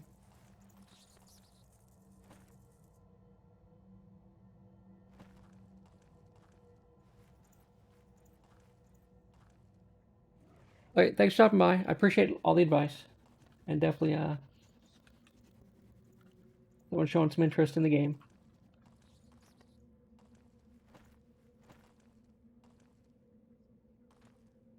Okay, well, I don't feel so bad now.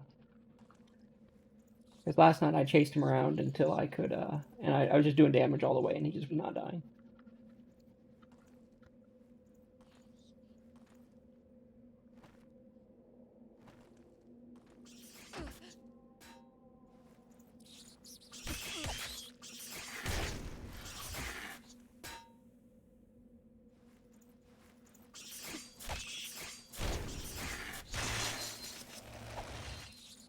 $11 is not very much.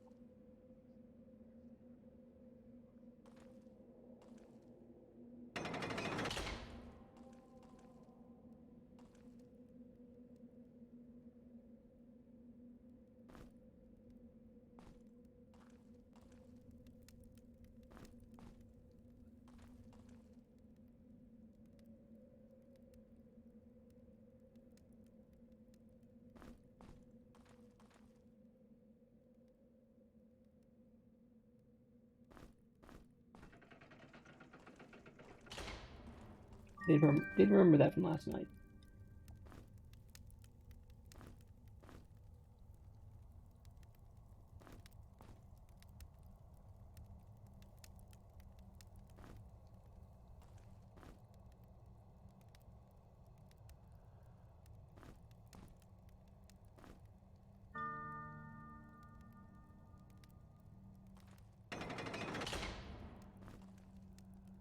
I should check in there for a button, just in case. And grab the torch. No buttons, no buttons, no buttons. Okay. Our junk back.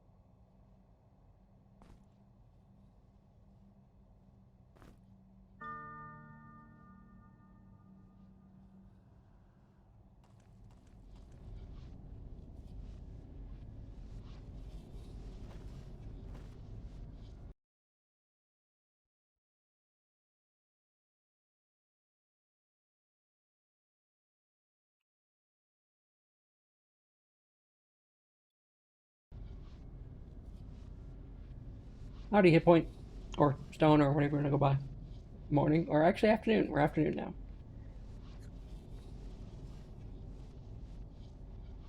We're playing through Grimrock 2. Just finished Grimrock 1 last night. Started Grimrock 2 last night, but then lost all my saves overnight for some reason. Like the save fairy came and cleaned me out. I don't know why. So we started over this morning, and we're not quite caught up to where we were, but we're getting there.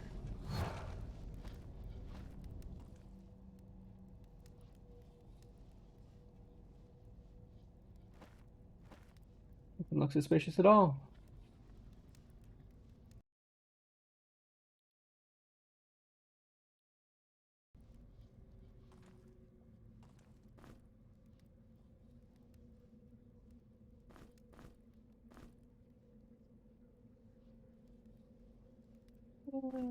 Not sure Maticus way to go right now.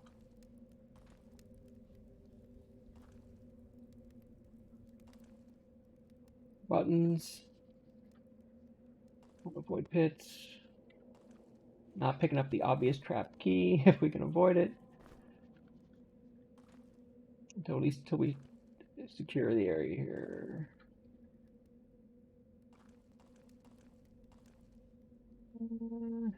Not seeing any buttons.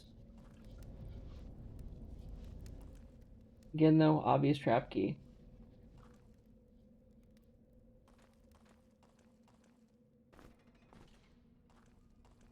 Yep.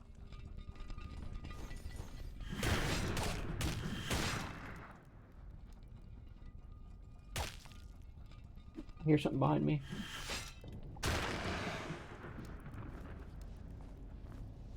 One of these shields.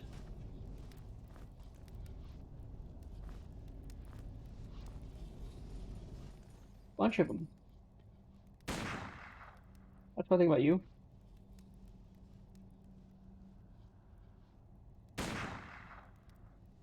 You want to stand there and get shot? That's fine.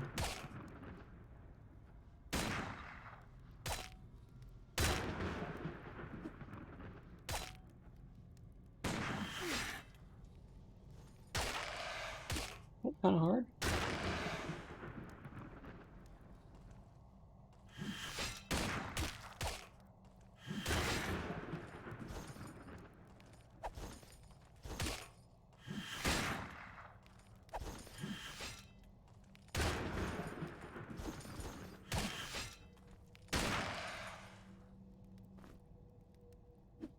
Okay, don't really need these, but we're going to have one heavy armor wearer this time around as far as I know.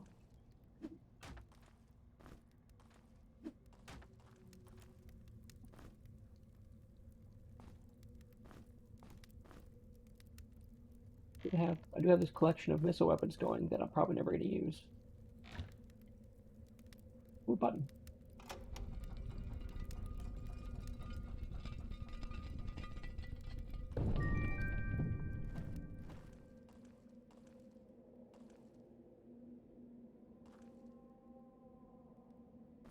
Torches.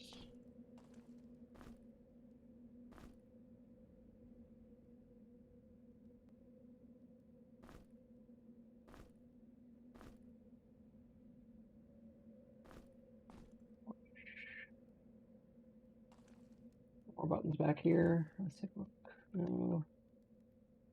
Yeah, I was looking at it. I was thinking about using one because you got my heavy armor tank in the front, but 5 evasion for 15 hit points. So it's basically over 10% of your hit points gone, and you get 5 evasion out of it.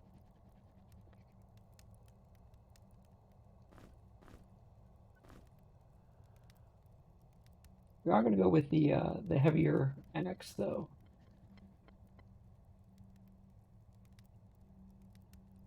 I keep the. Well, these are. Well, that's a dex weapon. We're trying to keep the best light dex weapons as well.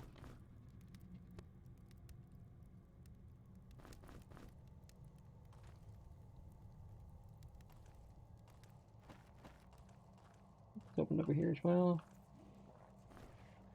The pants, which don't qualify as armor.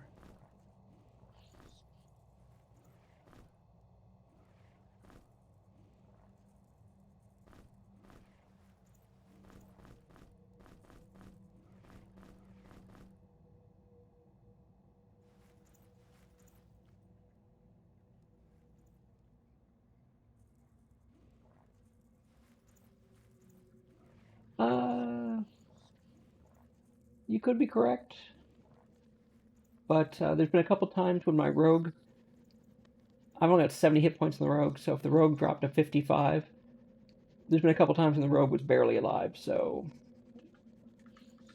I don't know if I trust it, just for the 5 evasion. But yeah, I have no plans on wearing it due to the negative hit points at this.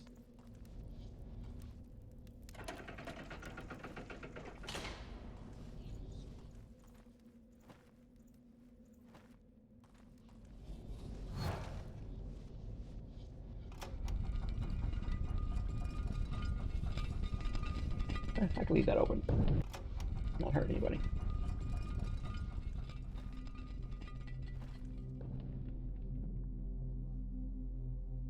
Actually, before I lost my saves last night, my back row was 2 pure magic users. But this time, because I wanted to mess with firearms and use the alchemy system without running out of stuff, I actually went with an alchemist with magic skill and a pure mage, which is why I needed this item to cast.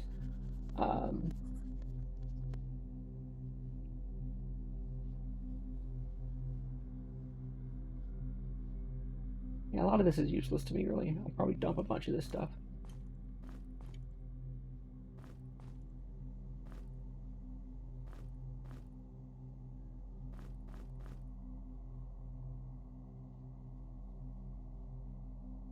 I keep this for when I start dual wielding.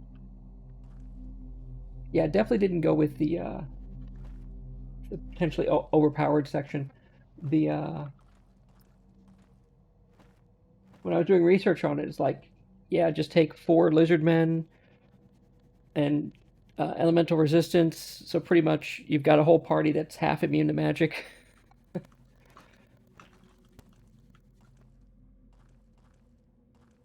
I'm like, I don't know if that's my thing.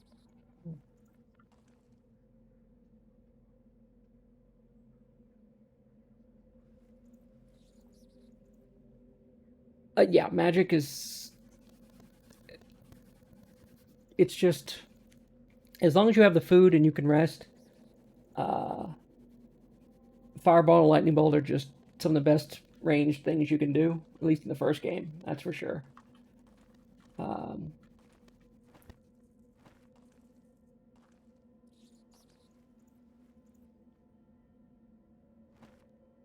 let's see, I can go this way or I can go this way. Let's save first.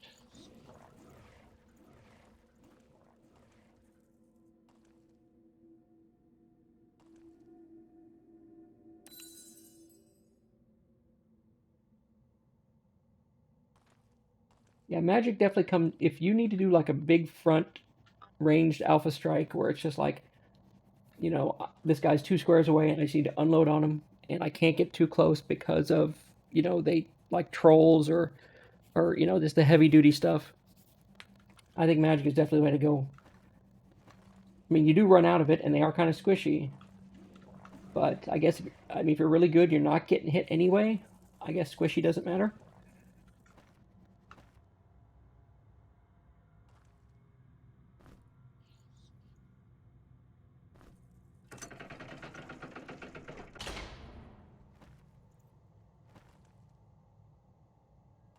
But yeah, you do not get your ammo back. That is for sure. I guess for me, it's because it's just right now it's a backup to magic because my alchemist is using earth water spells right now. So really, they're kind of unimpressive for damage for a lot of things. Though poison's good for some stuff. Uh, so pretty much, it's when I need to do physical damage at distance. The I switch over to the gun for the alchemist.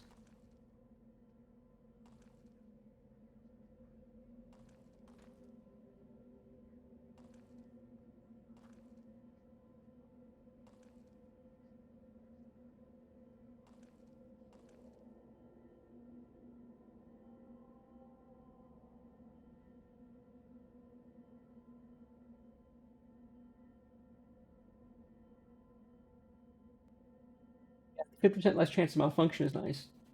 I actually took Alchemist because I wanted the free herbs.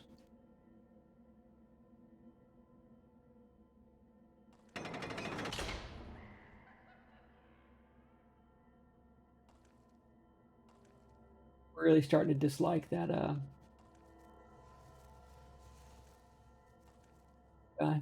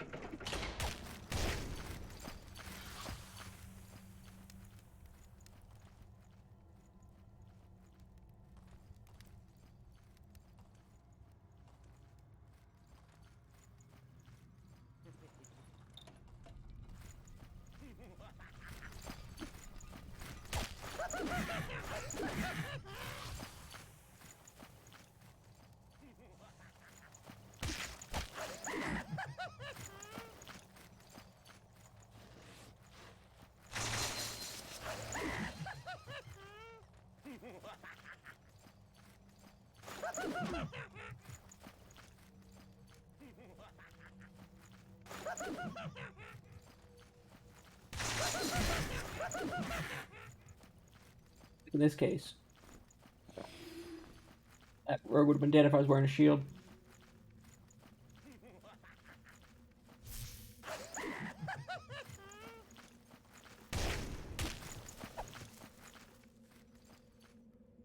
Kind of trapped.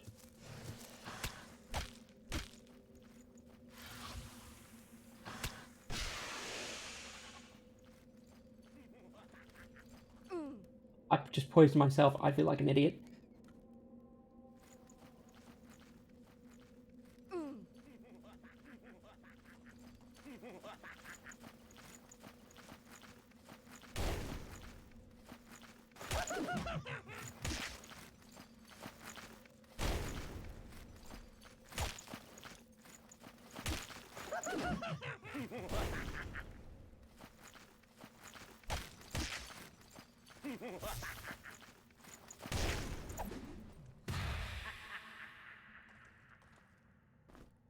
I actually got him to leave.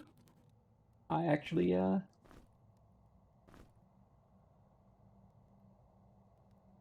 am somewhat stunned. Oh yeah, they've got that trait that just doubles up the potions. But it also raises their food usage though, so I was kind of really unsure about that.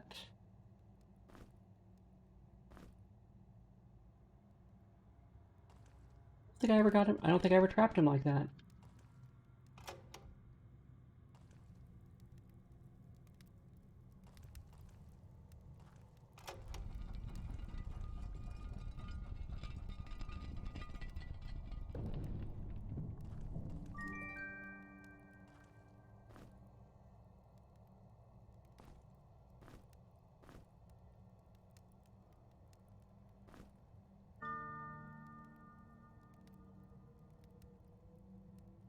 Still don't think I ever defeated the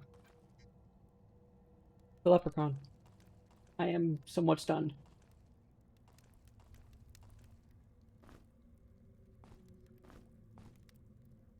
We should celebrate with some turtle steaks.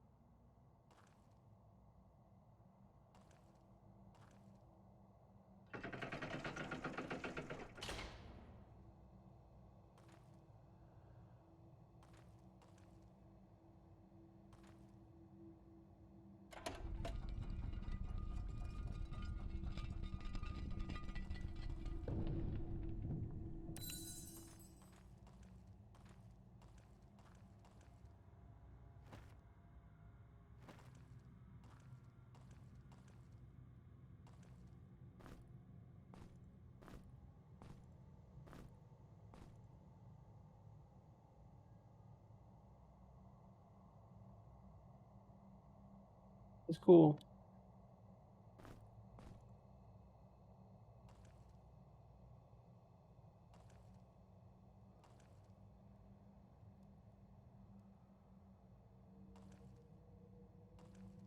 But yeah, the other races are. I mean, it's hard to argue that even with the experience bonus is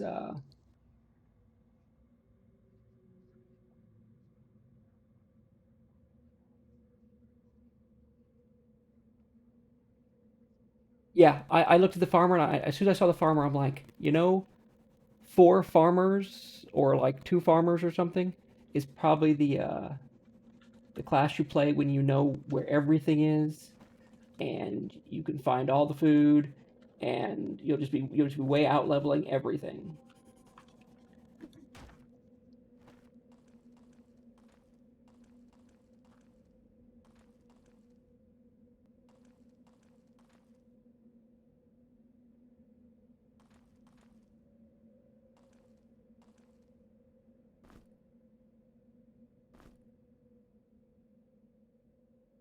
Wow, force field.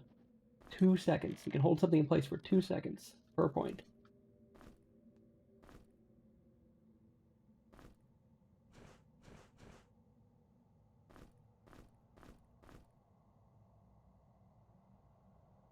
Yeah, actually.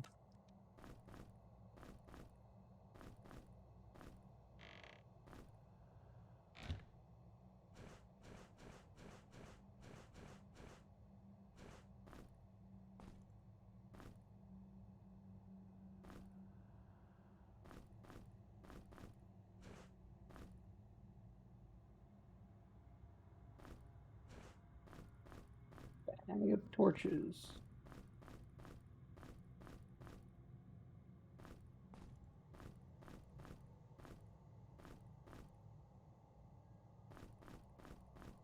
Get around.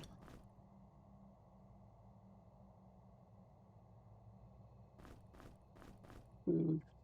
Picks. Did I find the lock picks? Yes, I did. It's lock picks.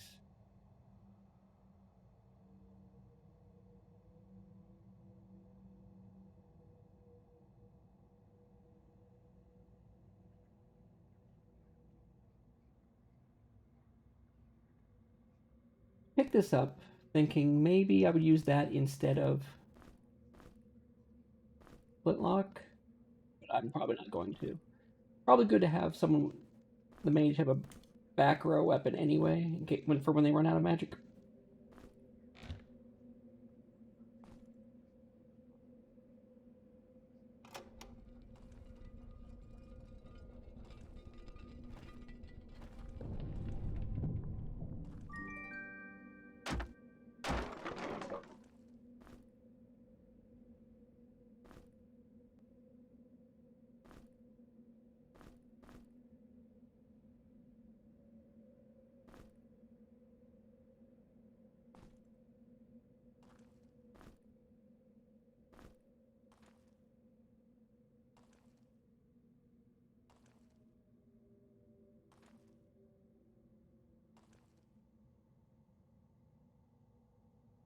Light armor with built-in evasion. That's going to be good for this, my front row rogue.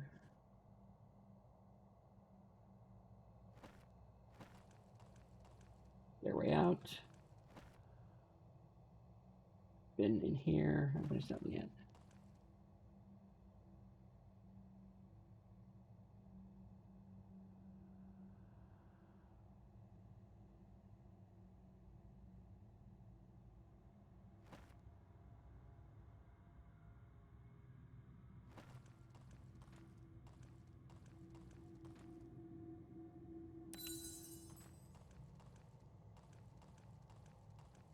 I was reading again about the insectoids as well. Um, I guess the reason I didn't take a lot of the other classes other than Lizardman was the fact that there's in Grimrock 1, when you gained a level, you actually gain some stat points as well as skill points. In 2, you do not gain stat points. So any race that had a penalty to stat points, your base amounts, I kind of avoided. I mean, that might not be the best choice. That's kind of why I went with humans.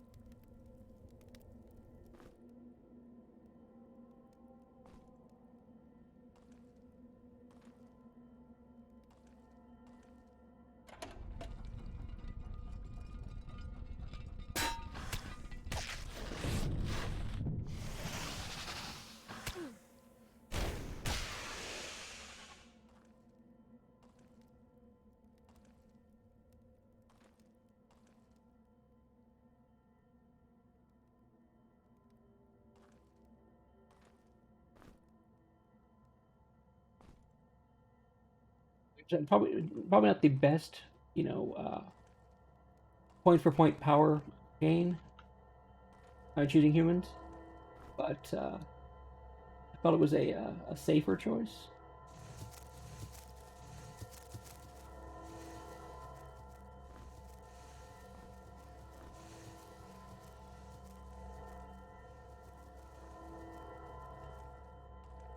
Here's something behind this wall.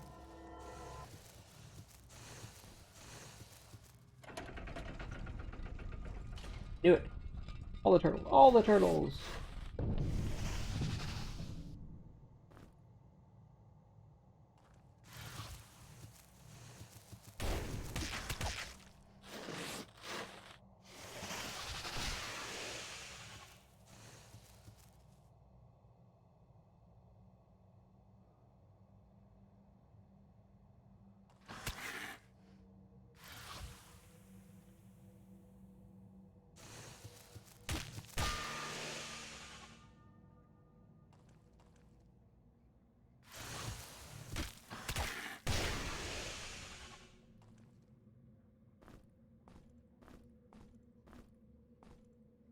Steaks. Turtle steaks for days.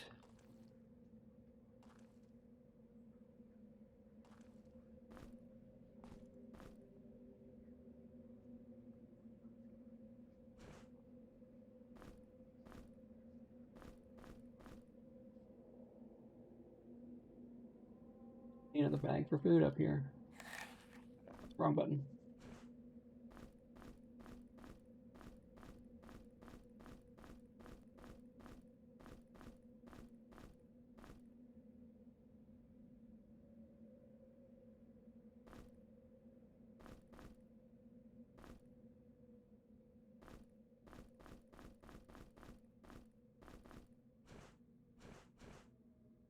Food.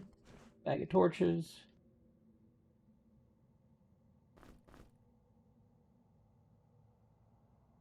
Not sure if that's worth keeping, really. Bag of food. Okay. Bills.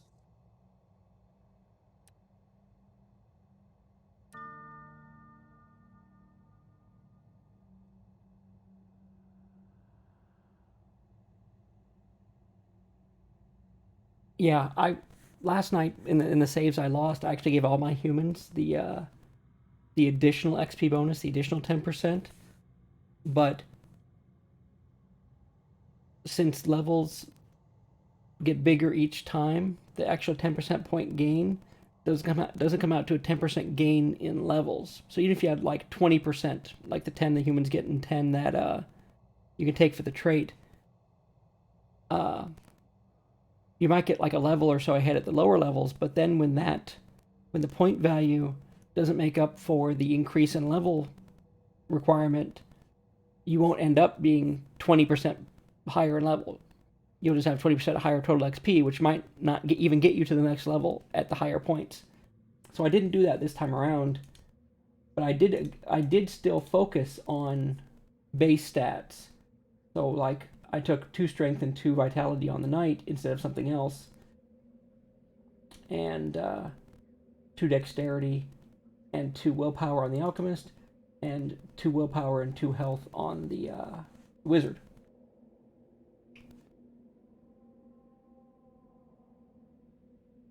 Yeah, the extra skill point probably wouldn't be bad. For this time around, I've got to take alchemy so I can start making potions.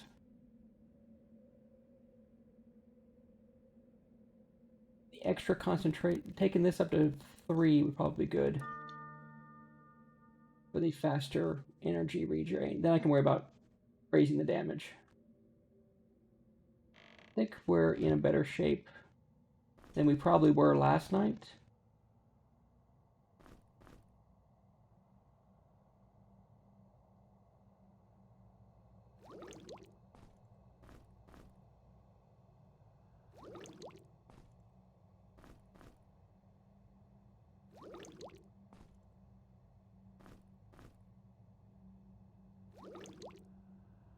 Buddy, at least one healing potion.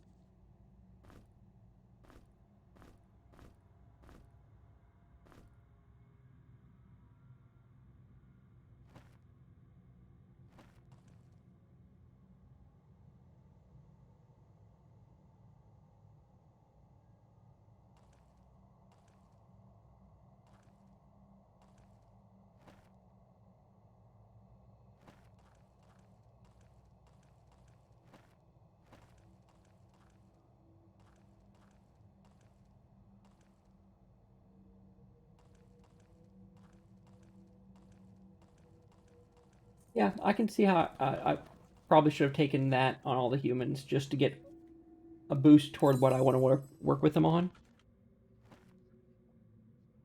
Later, it might make less of a difference, but yeah, at the beginning, it's got to be huge to have that extra, 20% in damage or that extra, you know, 20% in spells or something. I think this is where this area got hard because the rats throwing the stuff hurt pretty bad, actually.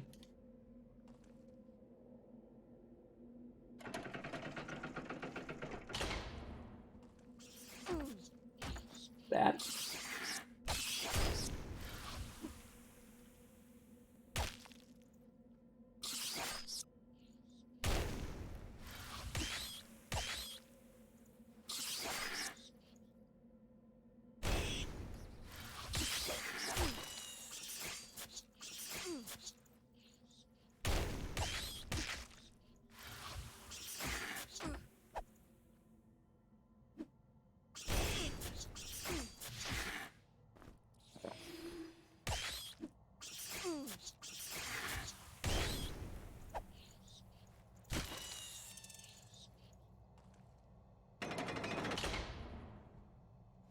Rest that one off. I definitely do see your point on the.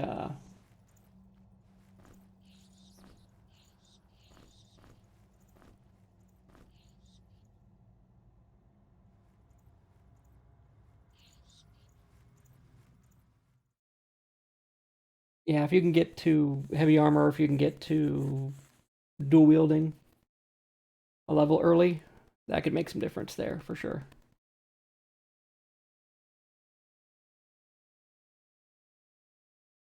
Yeah, that's the. I was. That's what I was saying. The probably the most overpowered party is probably 4 lizardmen, and everyone's got the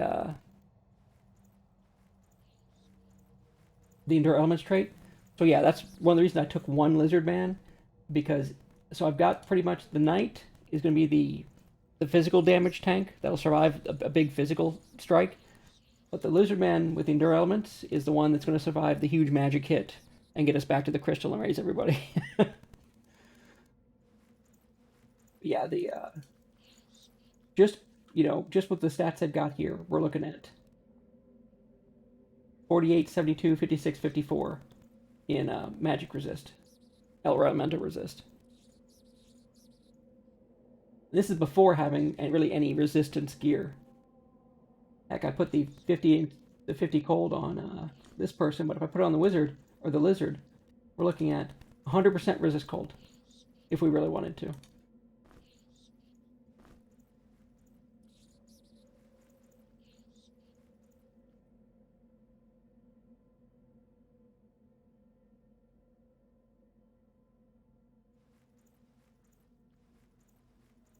Uh,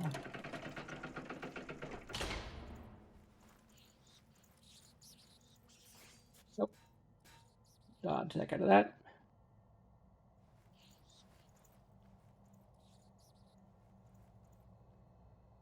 If you guys had tried to talk, it might not be that big of an issue.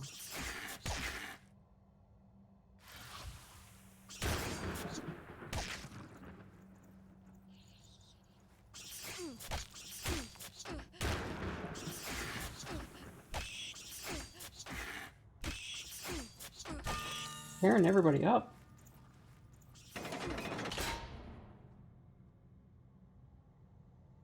Dude, that guy was really good or got some really lucky hits in.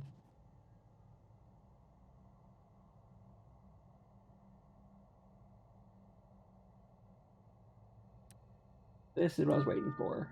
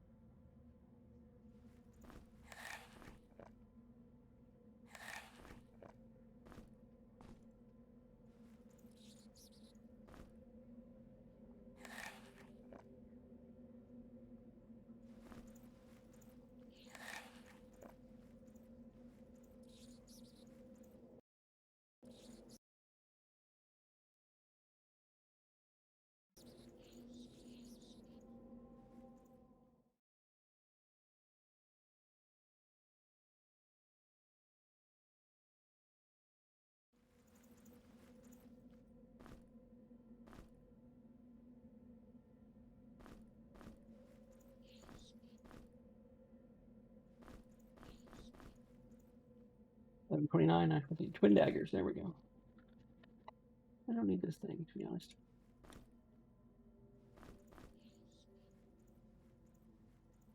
Yeah, I just noticed that. I mean, the rapier has that thrust ability, but and the inherent bonus in accuracy, where it's got a better bonus in accuracy than the knives, but yeah, we lose so much damage because we're not using strength.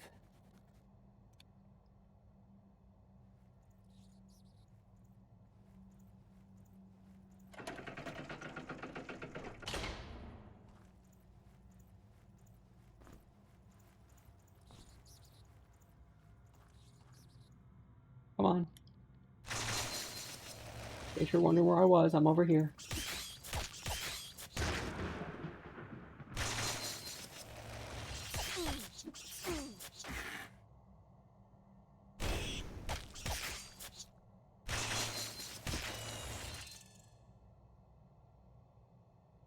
Yeah, I moved it to the back, even though I wanted to put everything evasion I can on the rogue. The -2 to strength really hurt the carrying capacity, and I throw a lot of stuff up here on this. So we're gonna switch it out a little bit.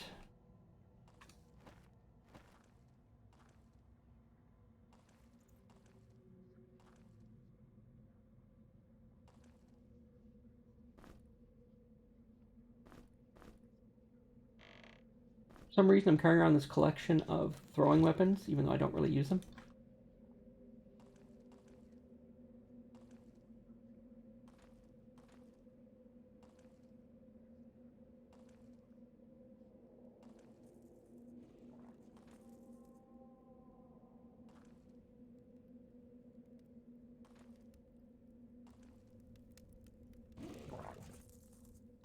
Wargs.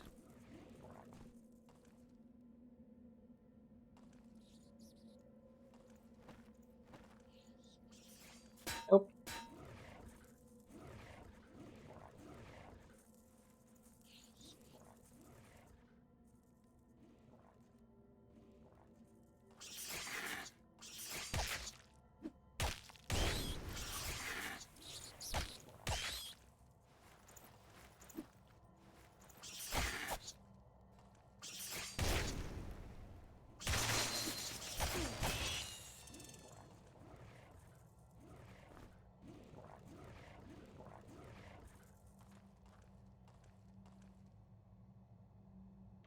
See, again, I'm not. I mean, having 7 of these is probably really cool, but I'm not quite sure why I'm carrying these around.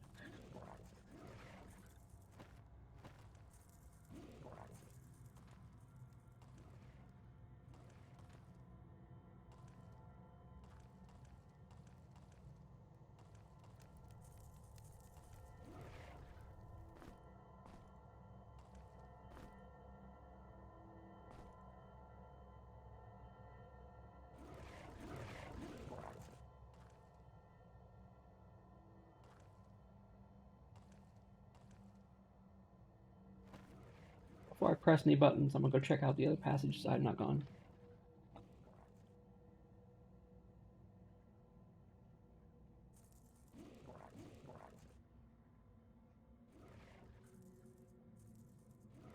Really? Okay.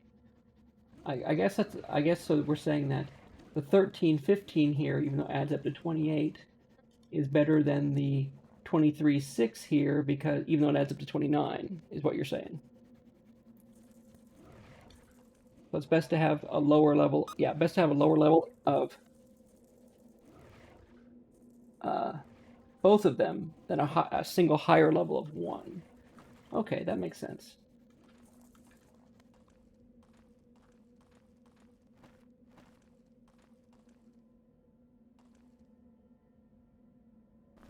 And again with my knife collection. Well, if I ever need to just throw a bunch of stuff at somebody, I'll be set.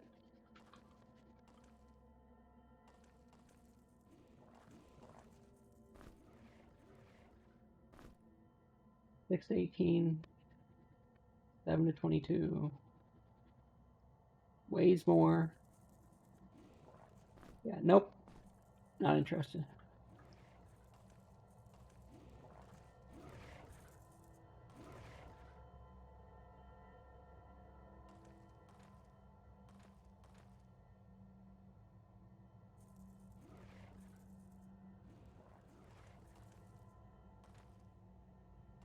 It looks like there's nothing left but wargs in the area. So let's go handle that. Well, I have no intention of leaving both of them in the dumps. At least once I get a decent shield, that'll help with evasion outright here as well. So that'll raise that up. Here, most of the evasion protection is going to be from accessories and decks, and maybe dodge if I ever get enough spare points to put in that. But I'm definitely not the part of the game where spare points is an option.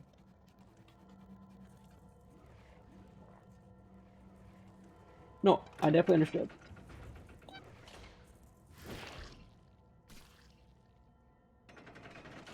Yep, I knew it. I knew it.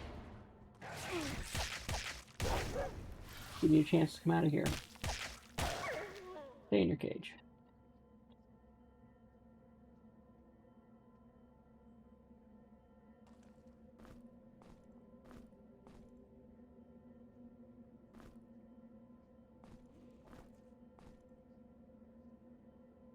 Buttons here.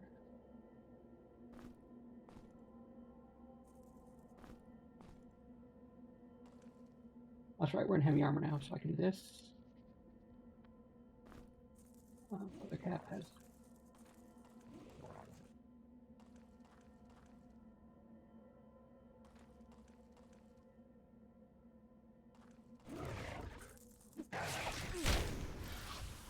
I got that poison for a while. The red numbers mean you enjoy it, right?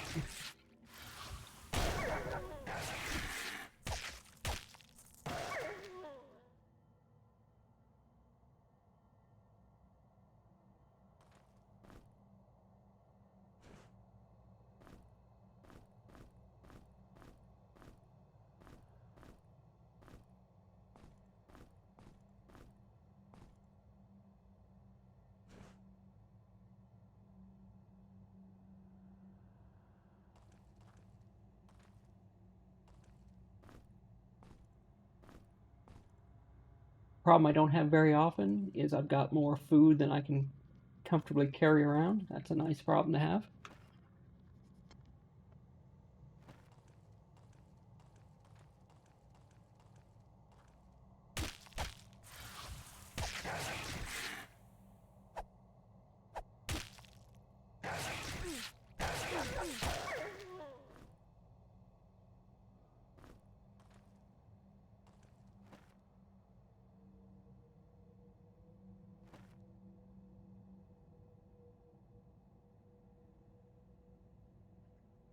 I don't have a lot of those. Yeah, it's just an extra 2 evasion, just for the heck of it.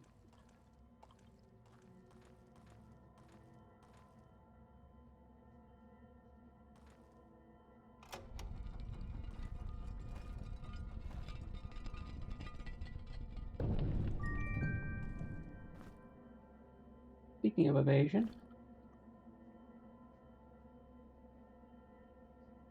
4 protection, 2 evasion, or 5 protection, 1 dex. What's it come out to be? Basically makes them even.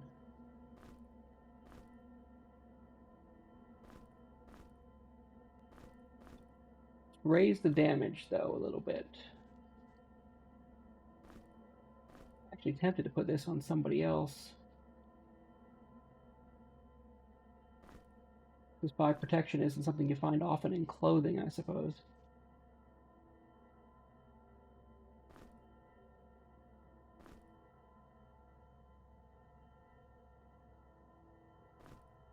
It's true. But it does mean I've got a piece of armor here that's kind of useless for now. So at least until I find heavy armor, I guess.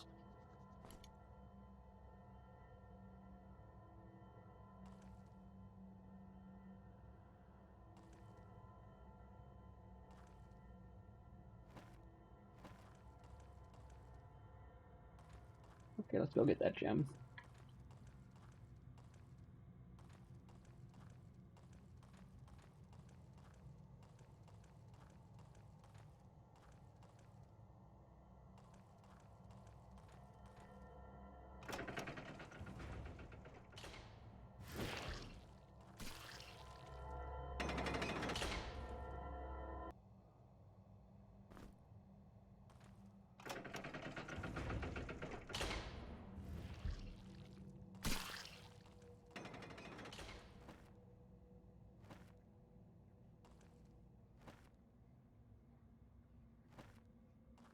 You know, I forgot to walk in that corner.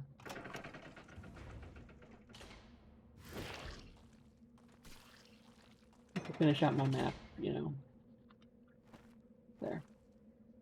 That would have bothered me the whole time if I hadn't.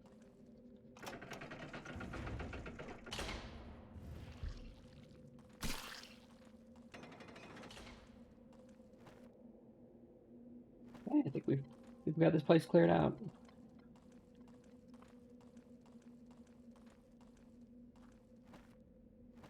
Pull these 4 gems in. Wrong turn.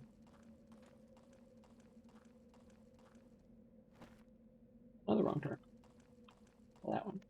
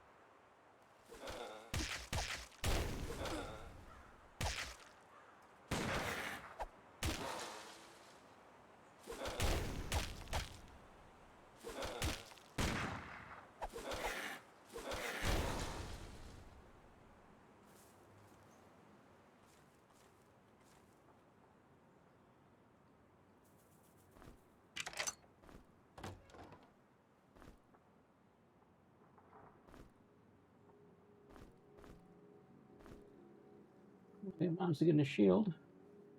That'll help with evasion as well. Not a great shield, but no HP penalties on it, so I'm happy. I'm sure you can mod it so you get more skill points per level, but it does make it hard to try out different builds if it takes you 90% of the game to get enough skill points to see if it's any good.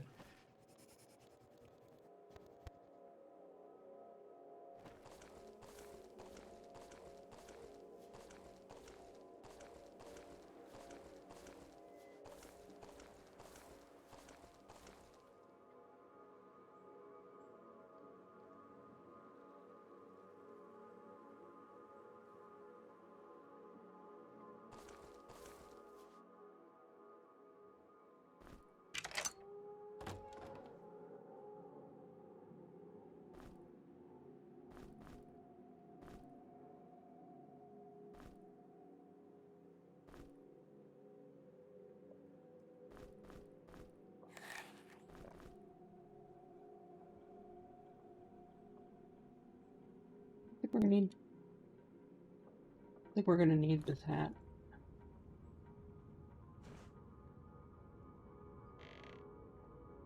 Honestly, I don't think we need all these thrown weapons. Keep the rocks. The rest can just go.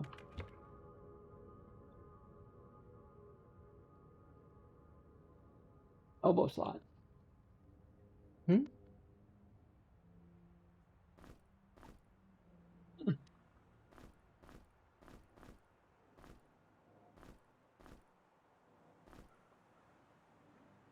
I wasn't aware of that. That is... okay.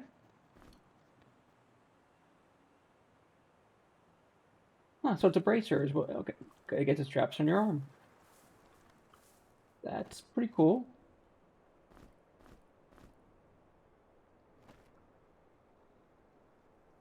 That anymore.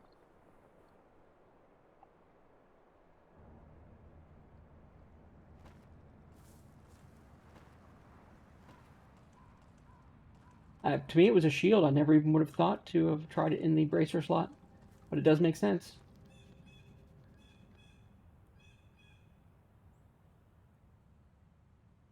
Does it have any abilities if you put it here?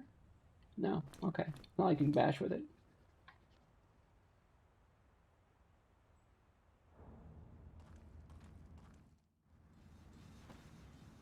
Okay. Now, we're getting about to where I left off last night. But at some point here, I'm going to be mostly flying blind again.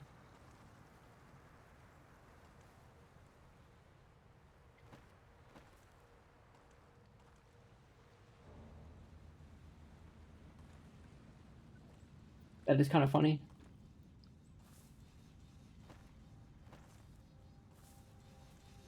A double shield build.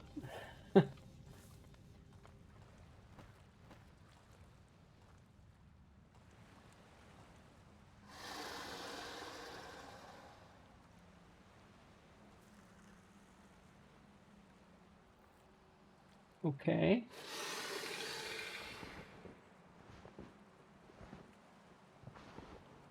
There's my friendly neighborhood stalker again. Like the third time I've seen him.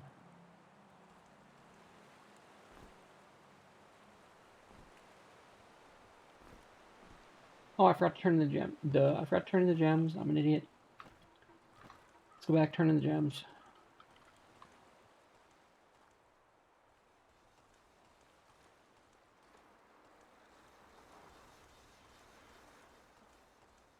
Well, hopefully, I mean, you can technically, I guess, use two shields because of the buckler and the shield if the buckler's a bracer, but uh, I'm pretty sure we're going to come across something bracelet-wise that's better than 2 evasion.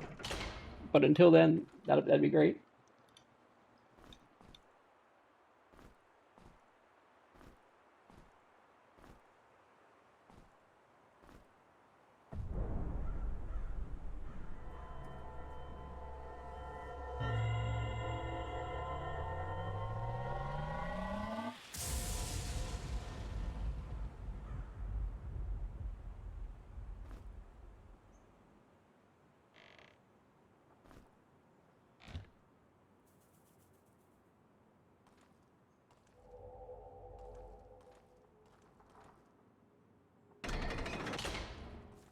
Where were we?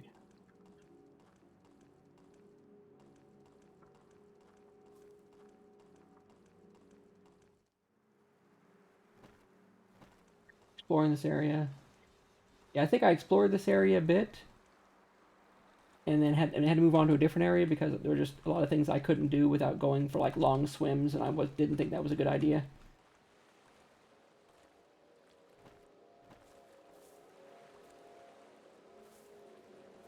That looks like something I could throw to. We should probably open that gate.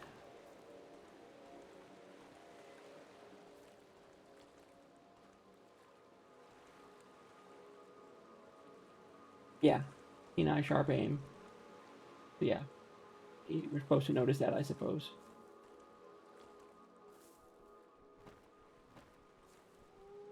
What are the little wyvern things going on?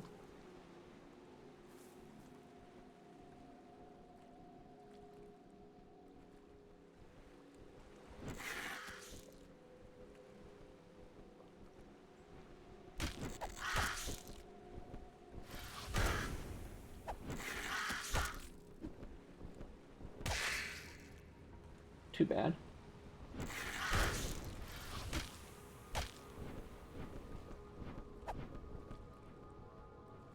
You run away from poison. Sleet Island, West Forest, like I just came from the forest, and South is Bog.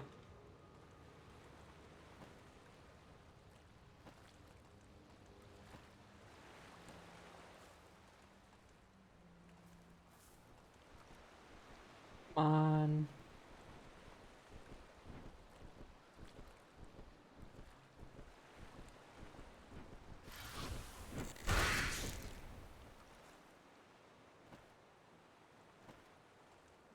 Also, I guess I didn't check down this way.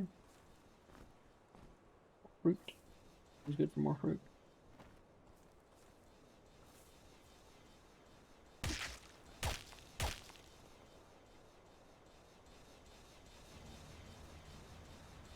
Locked chest. Mark that one locked.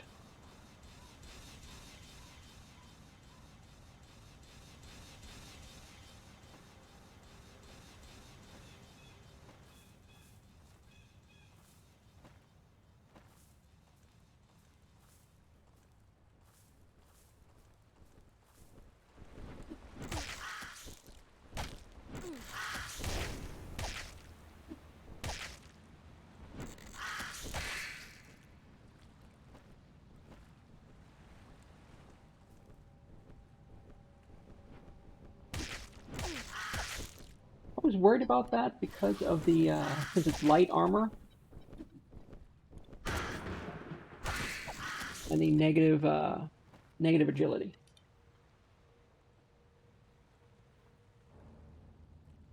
Or sorry, negative evasion.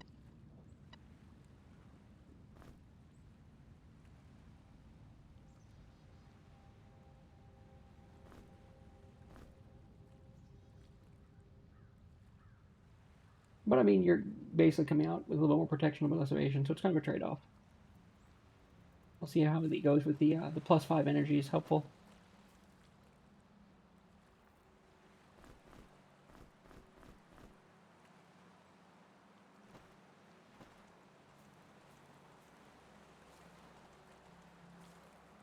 Here yet. Lizard on a stick. We have enough lizards on a stick for everyone to have a lizard on a stick.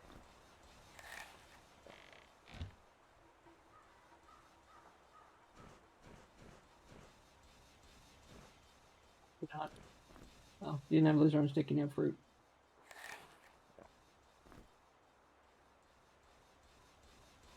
Pretty bro. I don't think we need to do that then. Yeah, that is true. Now, is regeneration is based on pure points? It's not based on a percentage of what you have.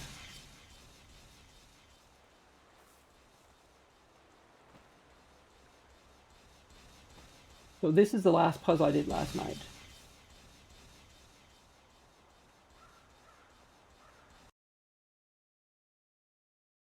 I think.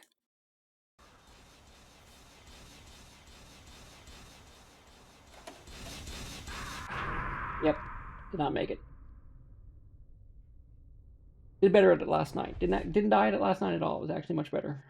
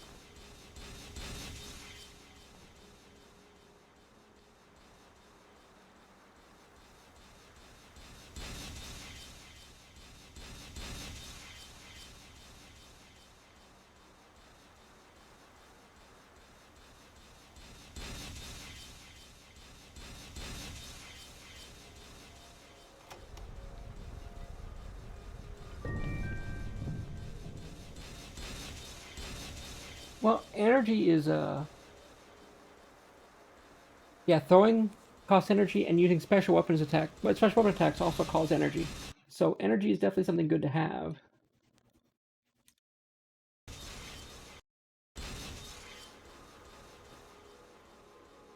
That's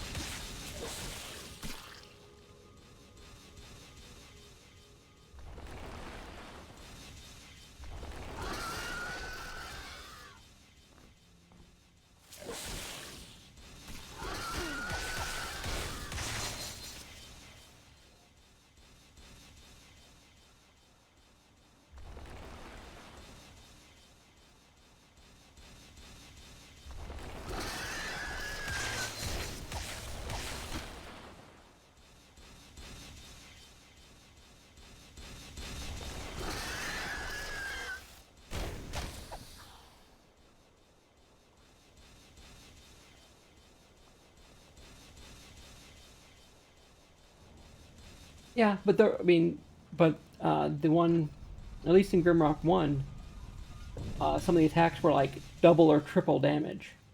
So it definitely was worth taking one attack out of the rotation, I suppose.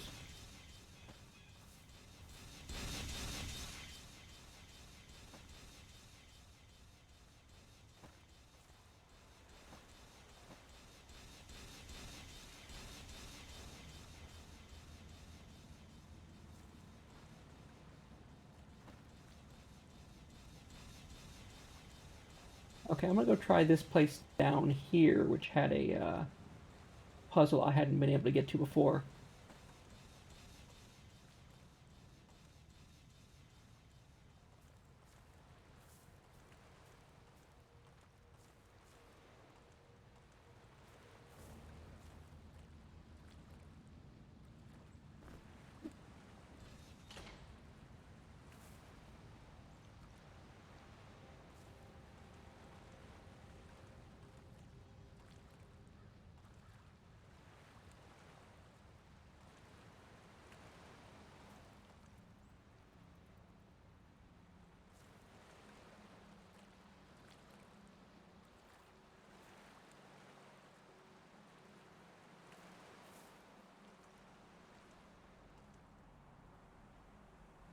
Line of entanglement.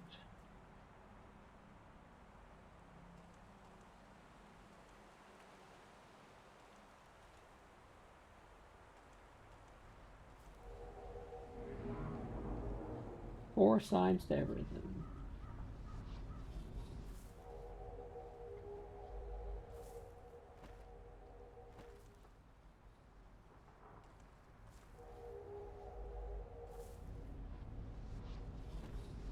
Teleporter just beyond this wall, though I couldn't tell you how I'm supposed to get there. I do not necessarily trust.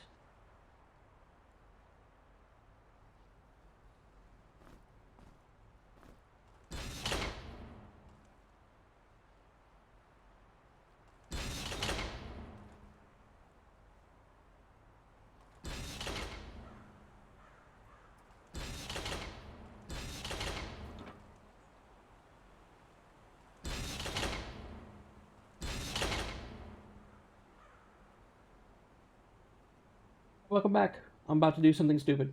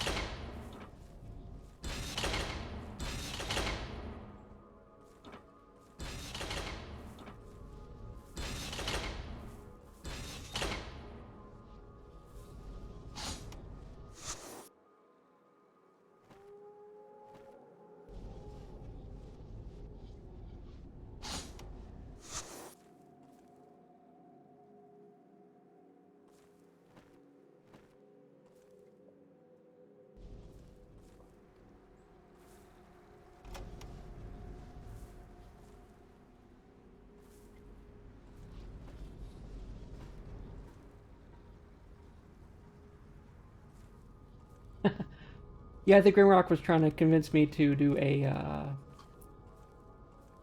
throw minotaur.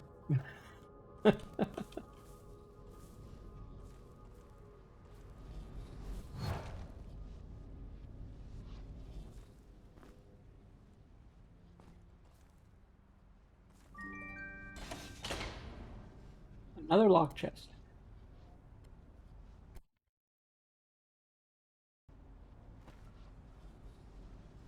Okay, I think we've hit the point where we've got more lock chests than we do lockpicks.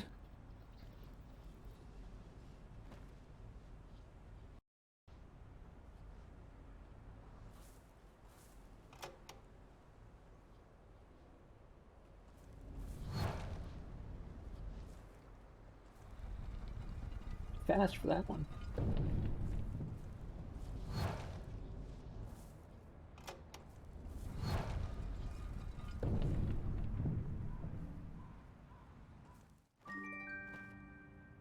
Oh, more of the West Dungeon. Oh, yeah. Let's think about this before we do this.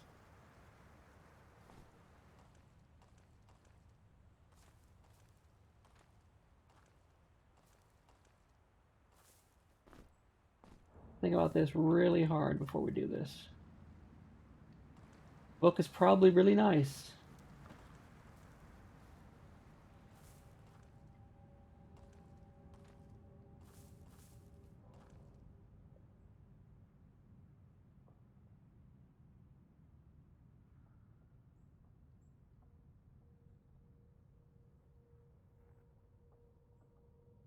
Okay, let's make sure we got potions at the ready.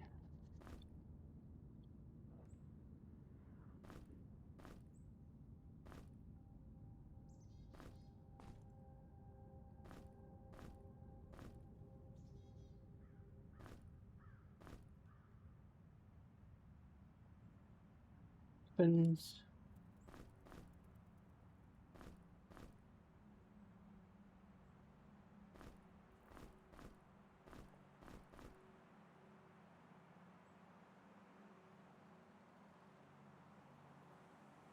Once I run out of magic, I switch to guns. So into magic, I switch to a stick. Okay. See how bad this is.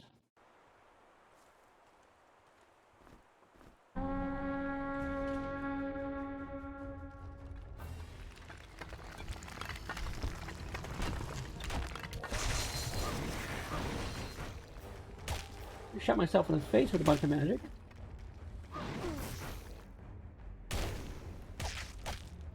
Wasn't ready yet.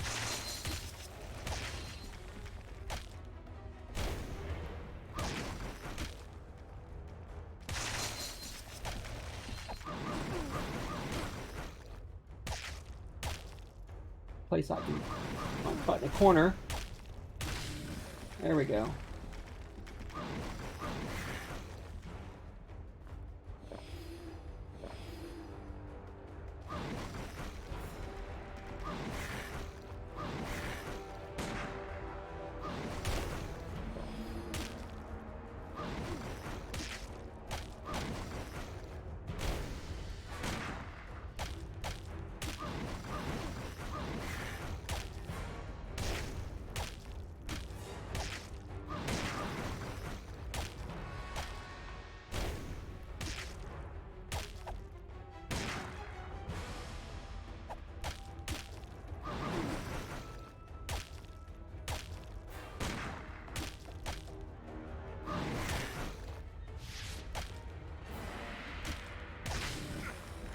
Crap. Trouble to move.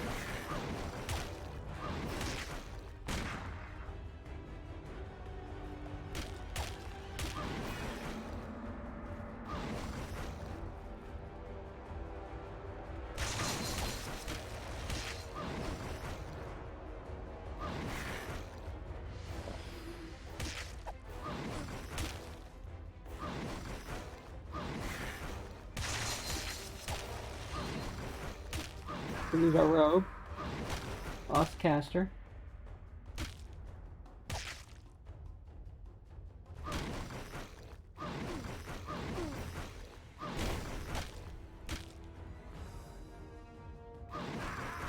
Lost the road.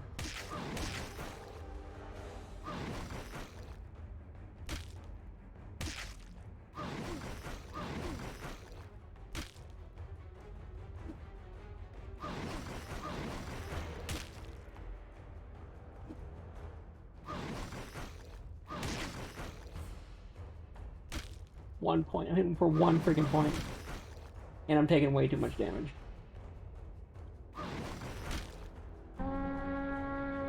Wrong button.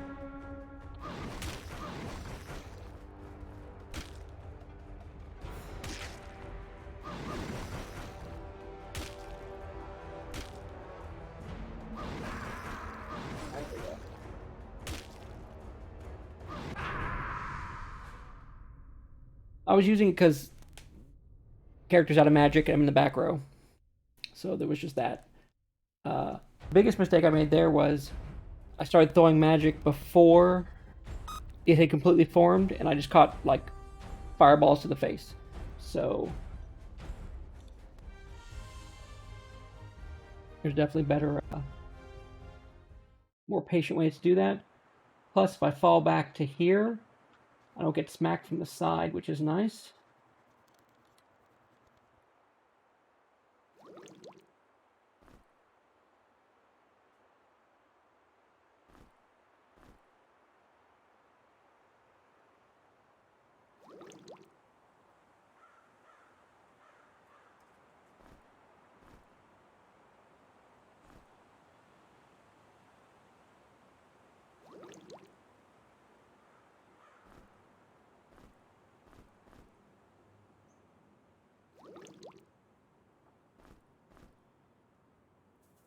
If we'd been able to focus a bit more on that.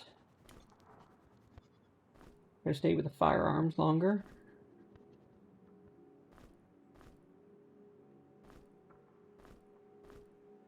Okay, so everybody's got at least one potion handy.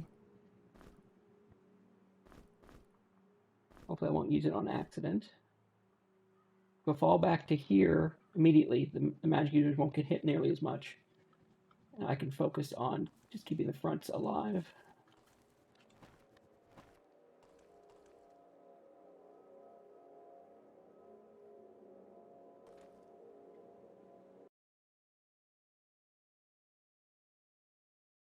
Ready to go. Fine, I'll fall back to here. I will take that non-dodging for now, because there's too many of them anyway. If only one can hit me at a time, it's probably better.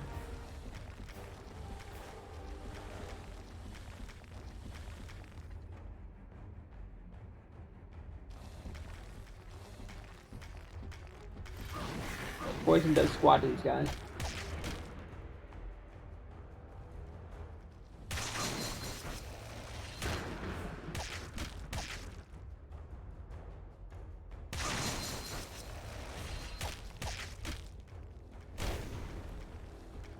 Fire doesn't seem to do much either. Lightning seems okay. At this point, we need these potions.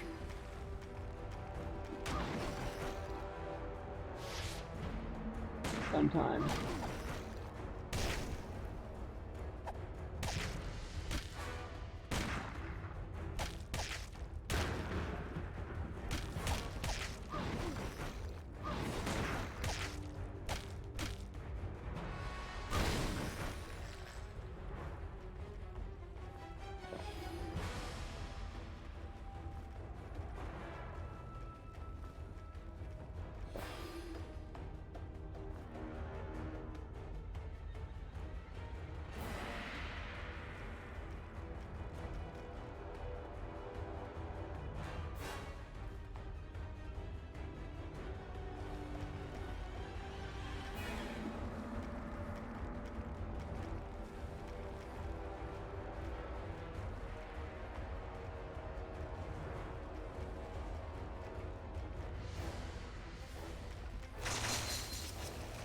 At the zero, it didn't help much at all.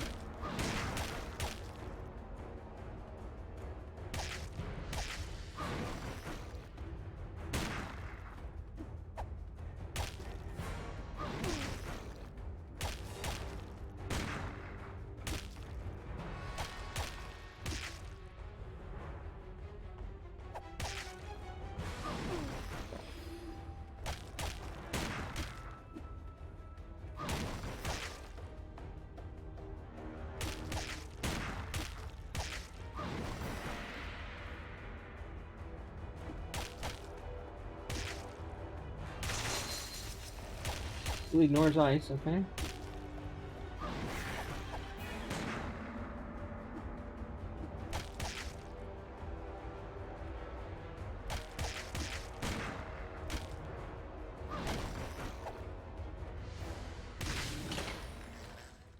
Okay then. Yeah, that damage reduction was just nuts.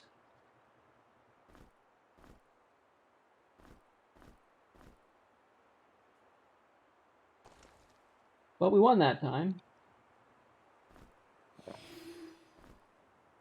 Thanks to better potion usage and not getting smacked from 4 different sides sometimes.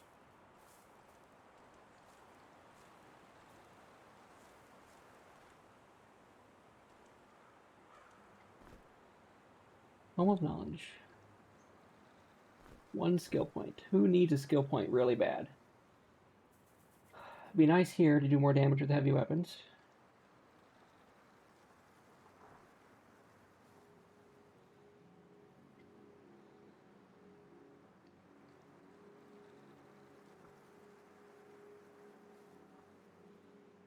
More magic damage would be nice.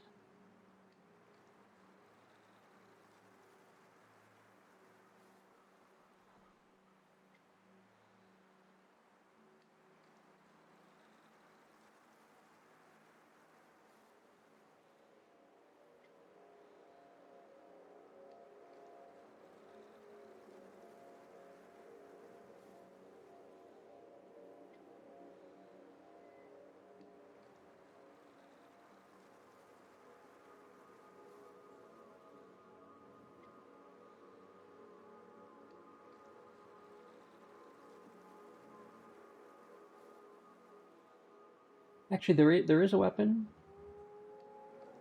that the rapier has a +10 accuracy right off the bat, but it's a strength weapon. So unless you're doing light weapon strength,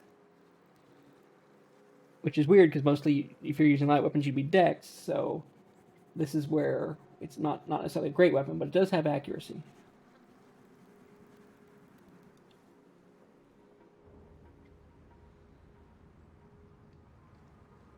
An extra point in concentration for this character would be kind of nice.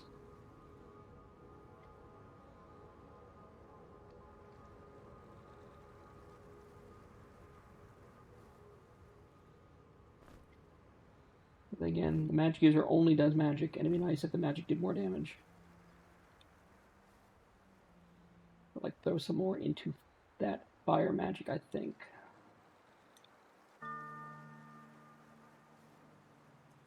I use that a lot. Okay. Yeah, I'm keeping the rapier around because, I guess, for lore reasons, because it belonged to that pirate captain. But yeah, it's a +10 accuracy. The daggers are +5, so that's something.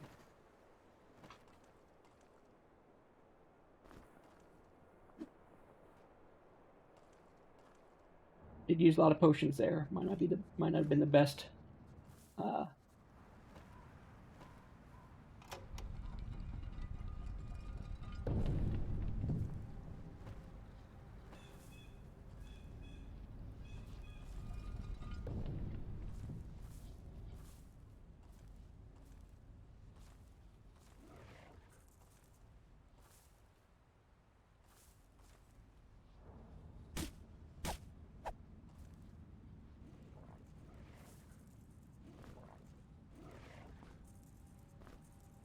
an outright sword. Here's a light weapon. It's a light weapon with strength as well. Like just a heftier version.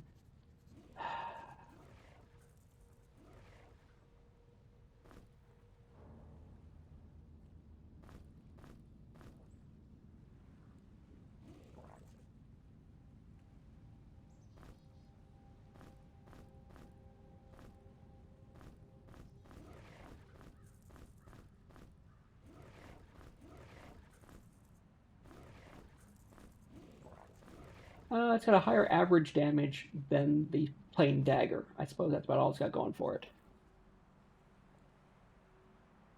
What, the leather pants?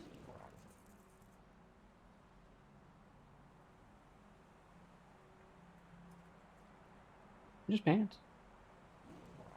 They're clothing level armor, so eventually they're going to make their way down to the wizards.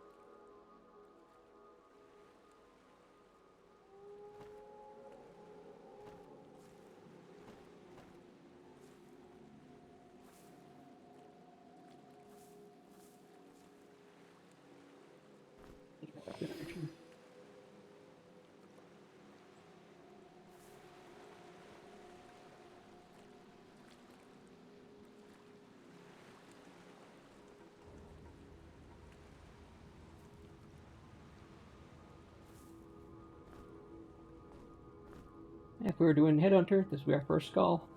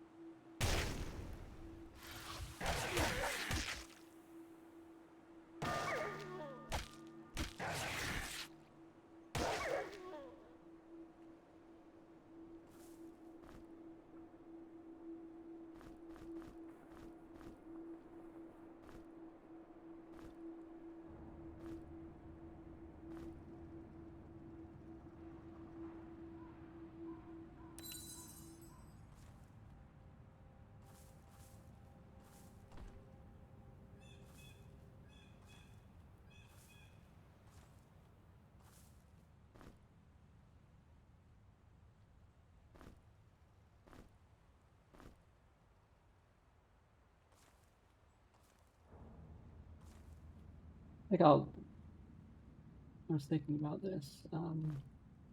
Quarterstaff does kind of suck.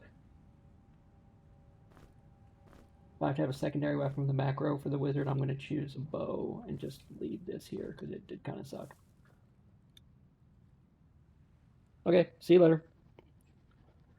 I'm going to take a break here in a second and get myself a drink too. I need a soda or something. But now we're looking at skills. Okay. Heavy weapons need to do more damage, definitely for sure. I'd like to put some points into athletics at some point. I don't want to miss out on being able to use any weapons I find soon.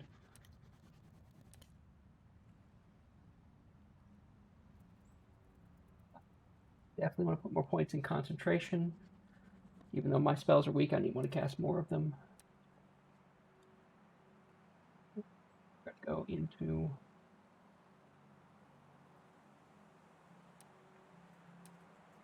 fire. Okay, that'll do for now. Hey, we found what seems to be kind of a nice fountain. Or used to be a nice fountain. With a button nearby it. A big lever. Like all these ways to open things that probably aren't a good idea.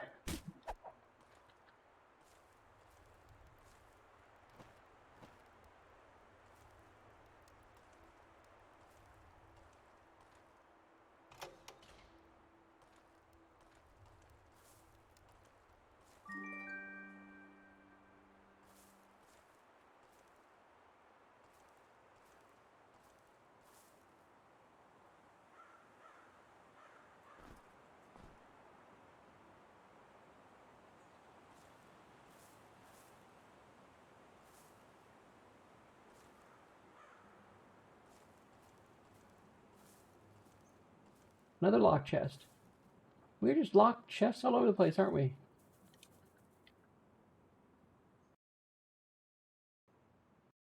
People there.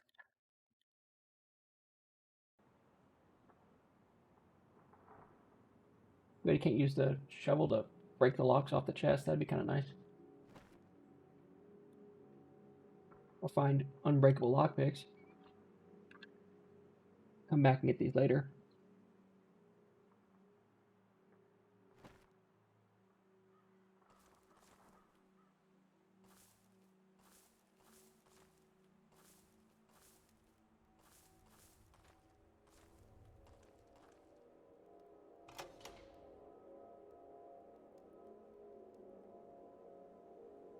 I actually don't remember that one.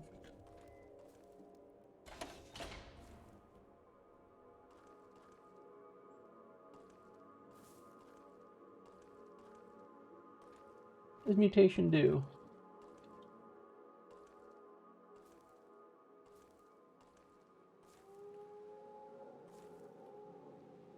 Patch.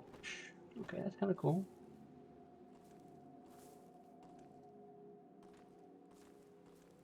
Well, we made it across the water. Kind of take a long way around, but we made it. There should be some more of the wyverns were up here. Wyverns.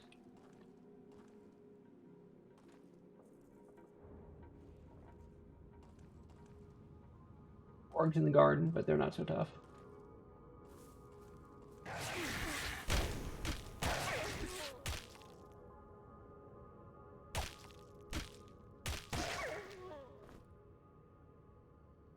Just happy to have the stakes.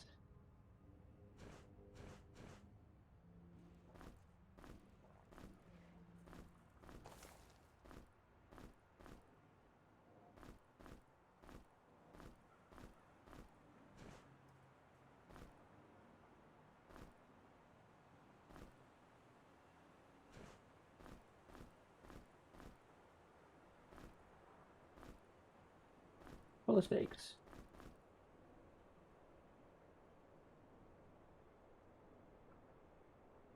A random stat level up? And stats from cheese? Okay, that's pretty good.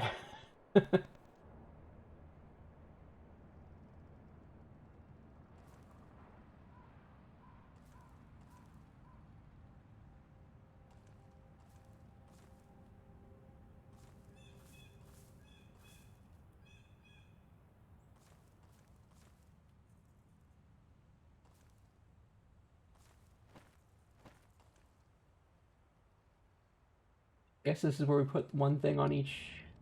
Makes sense.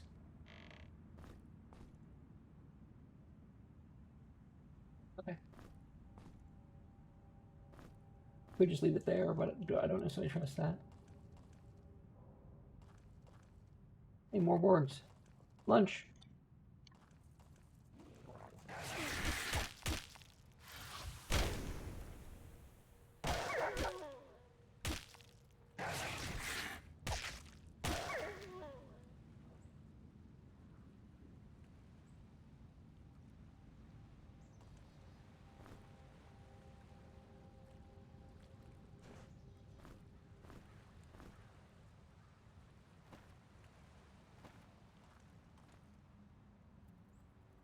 It's a creepy looking castle.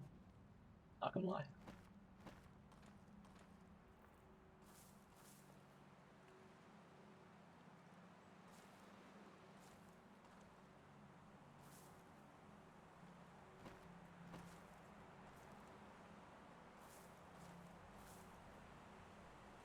I see some wyverns.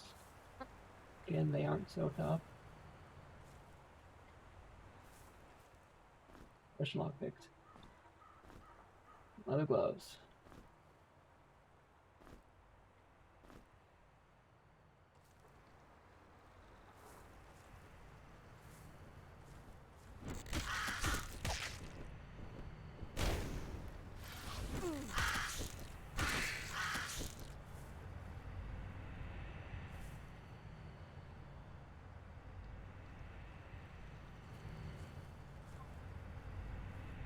That looks like something I'd want to use a gold key on.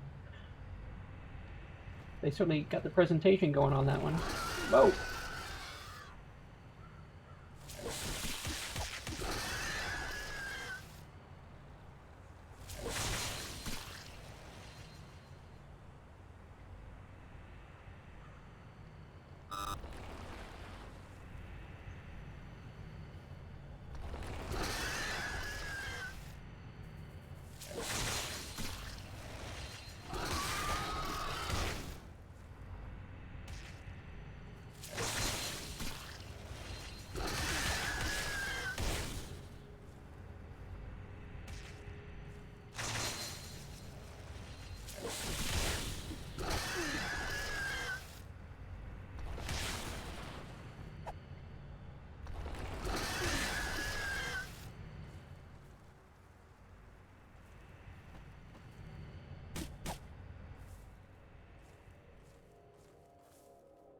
A hub. Okay.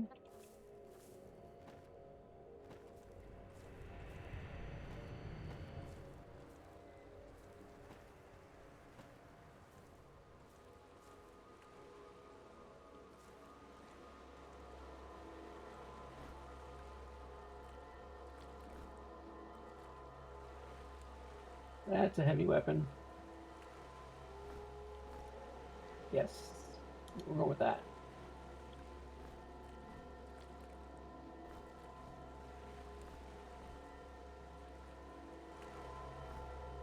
Fish. Ammo.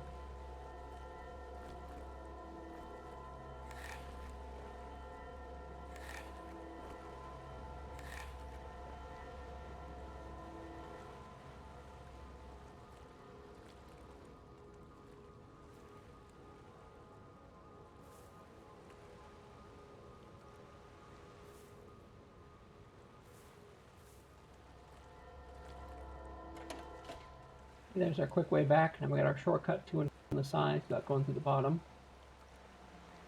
There are 4 chests. Oh, traits? Sure. There are 4 chests. Are locked, and I have 1 set of lockpicks. So I wonder which ones I should open. Yeah, Human Knight, Strength, Vitality, and then the armor skills, and Party Leader, because I figure this is the last person to die, so the +1 will affect everyone the longest. Lizardman Rogue, Agile, Endure Elements, Light Armor, Dual Wielding. Human Alchemist, Willpower, Dex, and it learned Poison Cloud, Shards, and Shield. Human Wizard, Willpower and Vitality, Fireburst, Shock, and Meditation.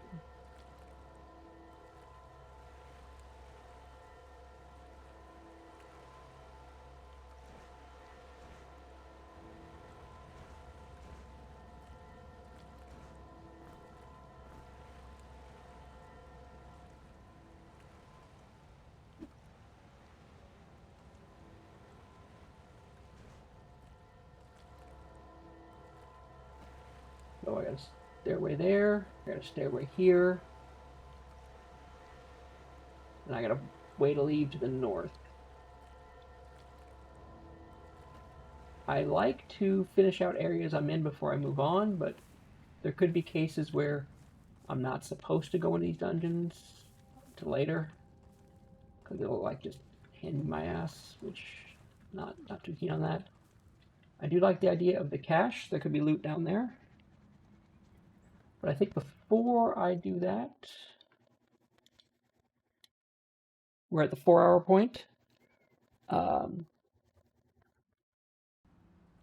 This might seem weird, but I don't like if the files are too big, it's hard for me to move over to YouTube later. So I'll probably stop and restart the stream. Yeah, I went for the attribute stats because I knew I wasn't going to gain any attribute points on leveling because I chose humans. So I wanted to get as high the base as I could. But I'm going to stop and restart the stream so I can, it's easier to move the files later. So I will be right back. Let me just go ahead and